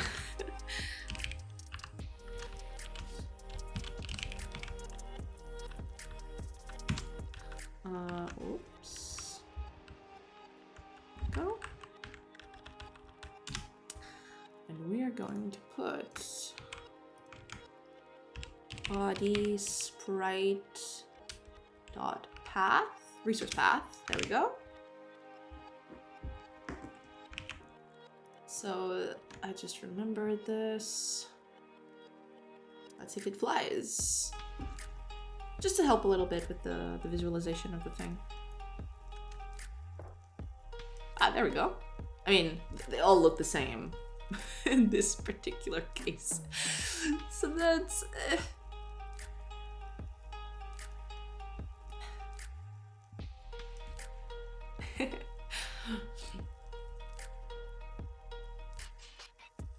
I can actually give them codes.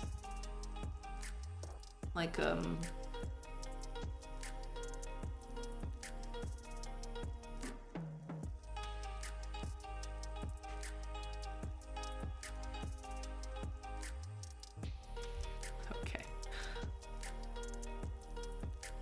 Oh, this doesn't even get out of here. Oh no, that's bad.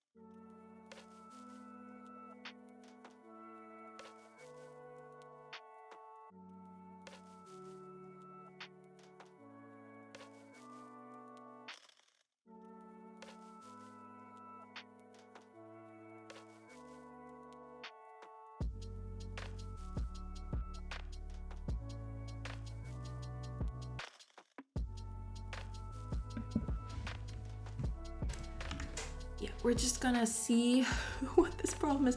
That wasn't supposed to happen. Like, why is that still there? Because, like, for this to happen, let me just check something.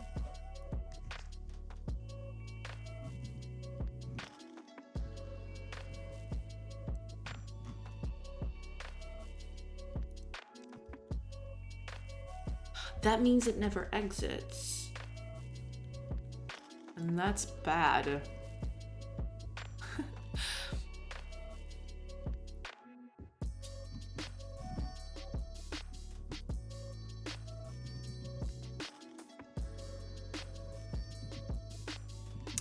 Let's try and do something. Give me a sec. I'm gonna try something crazy. See if this fixes it. Because, like, the idea is, like, you can't even get into this state if you don't have people to fight, but at this point I'm not checking for that. I know I should, but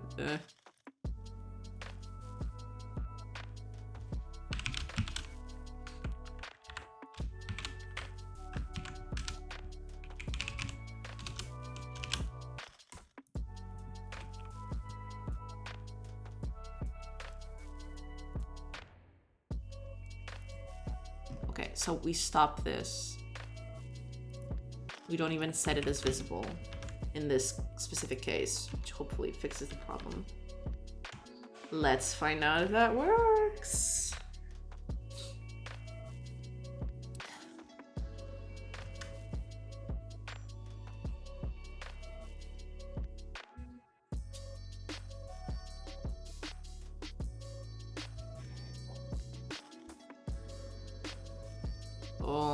We're pretty dead. Okay, combat. Okay. It says the party vanquishes their foes and moves on, but that's not entirely correct, is it?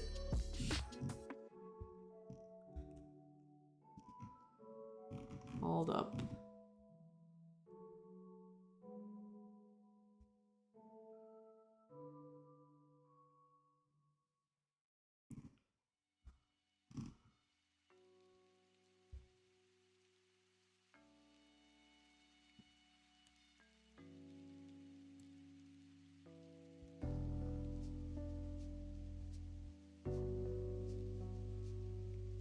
Oh!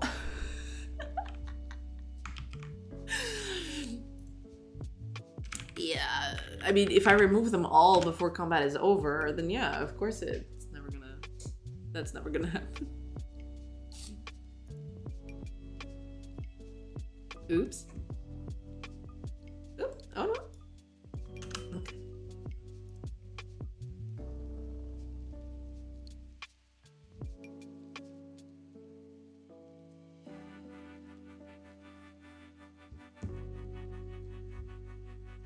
Okay.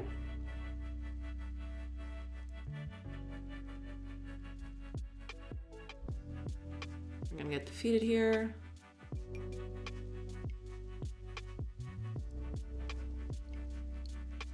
Okay.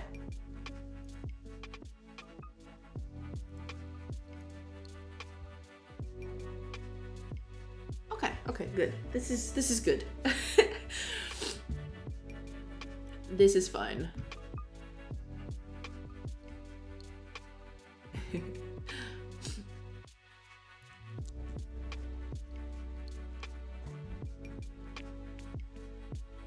All right, let's just see. One of the few things we can do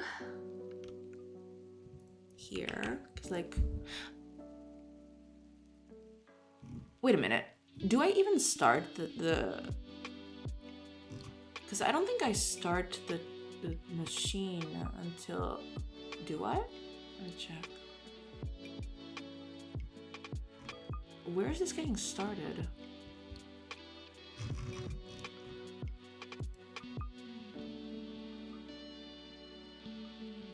Oh, it's right here. Oh, I do get away from it, so I don't have to check for this anymore. Supposedly. Let's check that out. See if that's the case.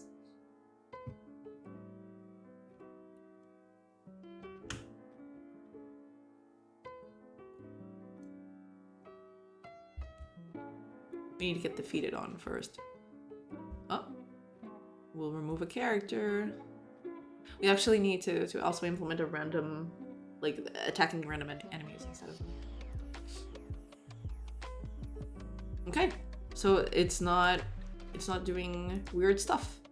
Cool, cool. Okay, that works. That most certainly works.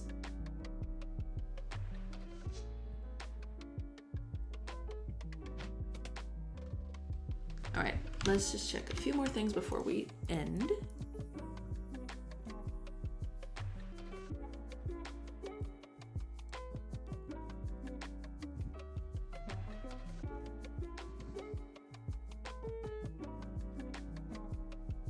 Let's just make one final change before we leave.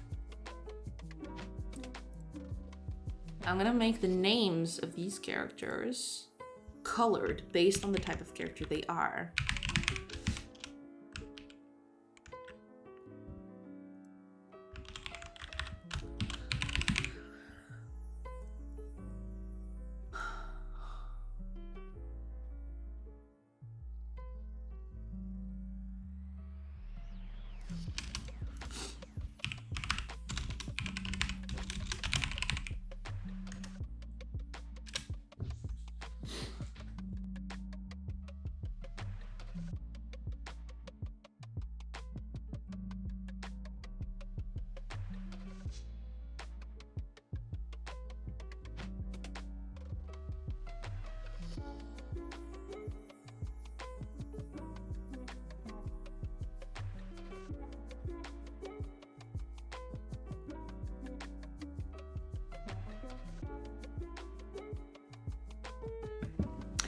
I mean, part of it. I haven't shared this code because, well, I'm still working on it, but I do have some code. If you go over the Twitch page, there's a GitHub there.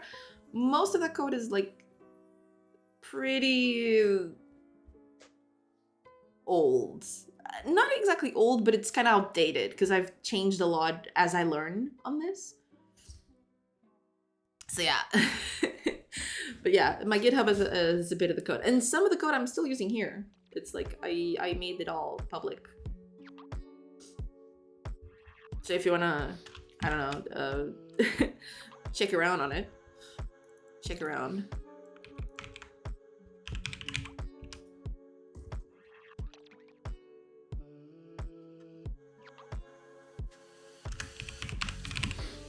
Okay. So if it's 0, actually, we're just gonna make this a string immediately.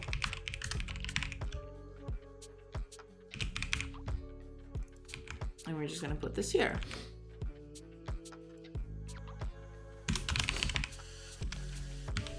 So, players are gonna be green. Red, green, blue. Red, green, blue. Oh god. That's when you know I'm tired. That's when I do stuff like this. But yeah, eventually, to continue answering you, Paint, eventually I'll share more of my code because like I've been updating all of these libraries. I just have to find a good way to do that. I'd love to put this up somewhere that people could just download and use. I mean, GitHub kind of does that, but to use directly on engines because I have code for Unity and for Godot. But yeah.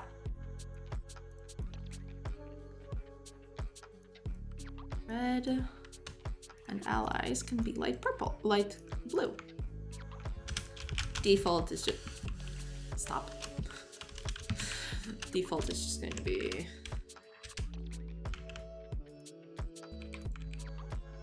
white. And that's it. And hopefully that's it. Let's see if that works. Hopefully it does.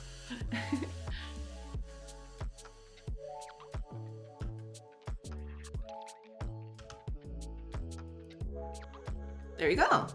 Hey, nice. We don't have allies yet, so. This is cool. Okay, I am going to do something. I want to have like massive combat so I can see the turn order just completely kill itself. Let's make a big enemy party. That would be enter. Let's make it a party of like, I don't know, 10 people. And I'm gonna buy, let's make it actually 10. Always 10.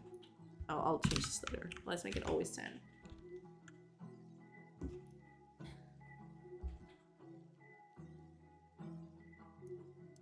Okay, but now I need to go and buy recruits. Otherwise it's gonna be a very short battle.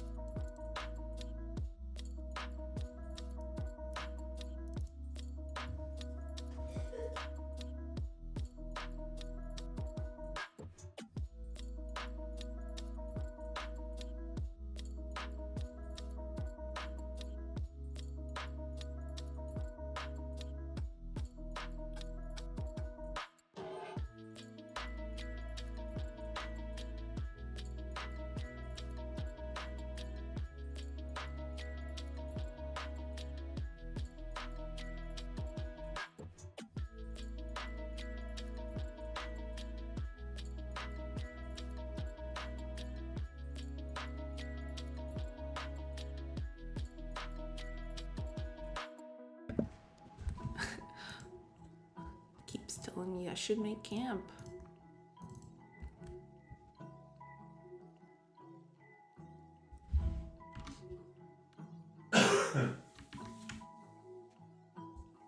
Okay, Let's visit by recruit. So I have 2. 1, 2, 3, 4, 5, 6, 7, 8, 9, 10. Okay. let's just make sure. We have 10 characters. Wait, do we? No, we have to. What? 2, 3, 4, 5, 6, 7, 8, 9, 10, 11, 12 characters. Okay, I clicked too much, I guess. Let's make combat. Oh, damn. It's madness. It's beautiful madness.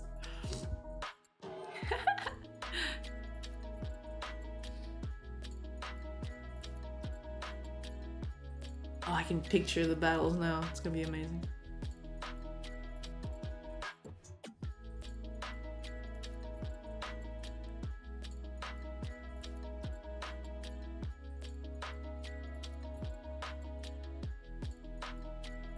I think we're actually winning.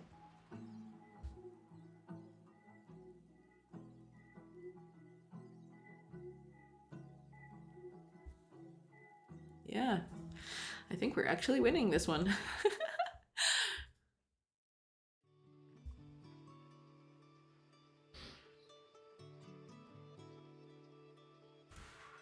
Yeah, we're gonna win now. Next 2 characters, and they're gonna knock down the other ones. We did substantiate heavy losses though. Let's try again.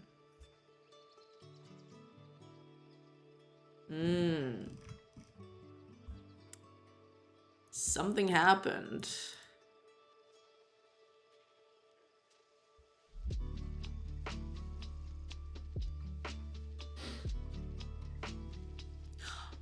Oh.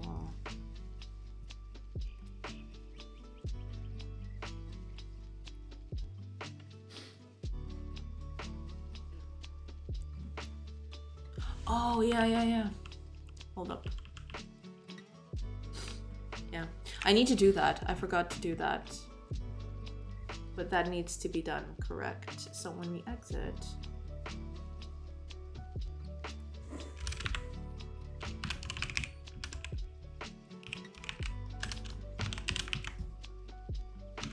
Which hopefully I don't have to check anymore.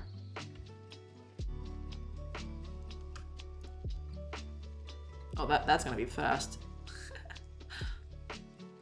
I don't think it's gonna work though.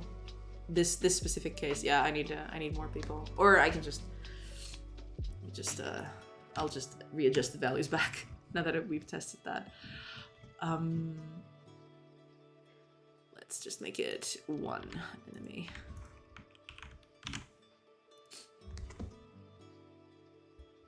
Favorite language? I'll probably say, yeah, I like C#. C# is cool. I like C++ too, but I haven't touched it in a while. But yeah, I mainly use C# because I like it. So yeah, main answer would be that. Oh, we're actually gonna head down here. The enemy character got lucky. Okay, combat. Okay, so... Okay, let's try that again one last time. Why? Good question. I mean, the biggest reason I can think of is that it's fairly simple. I've used it a lot, so yeah, of course it's gonna be easier for me to work in. But I don't know, I like that it's strongly typed, which is the thing I really like in languages. I don't like languages that are very weakly typed, like Pythons and stuff like that. And I don't know, I mean, C# has been a staple in game development for a while with the advent of mono develop and stuff like that, mono. So yeah, I guess I just got used to it. We got lucky again.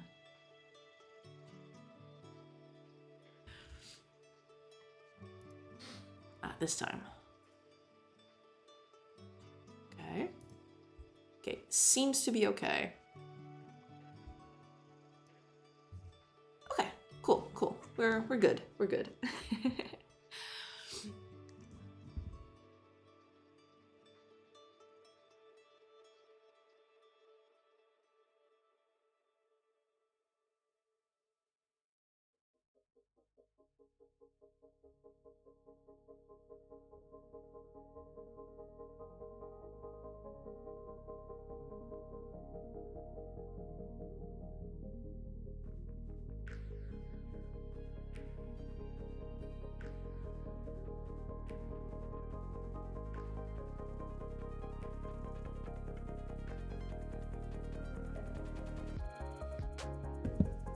Still has the issue.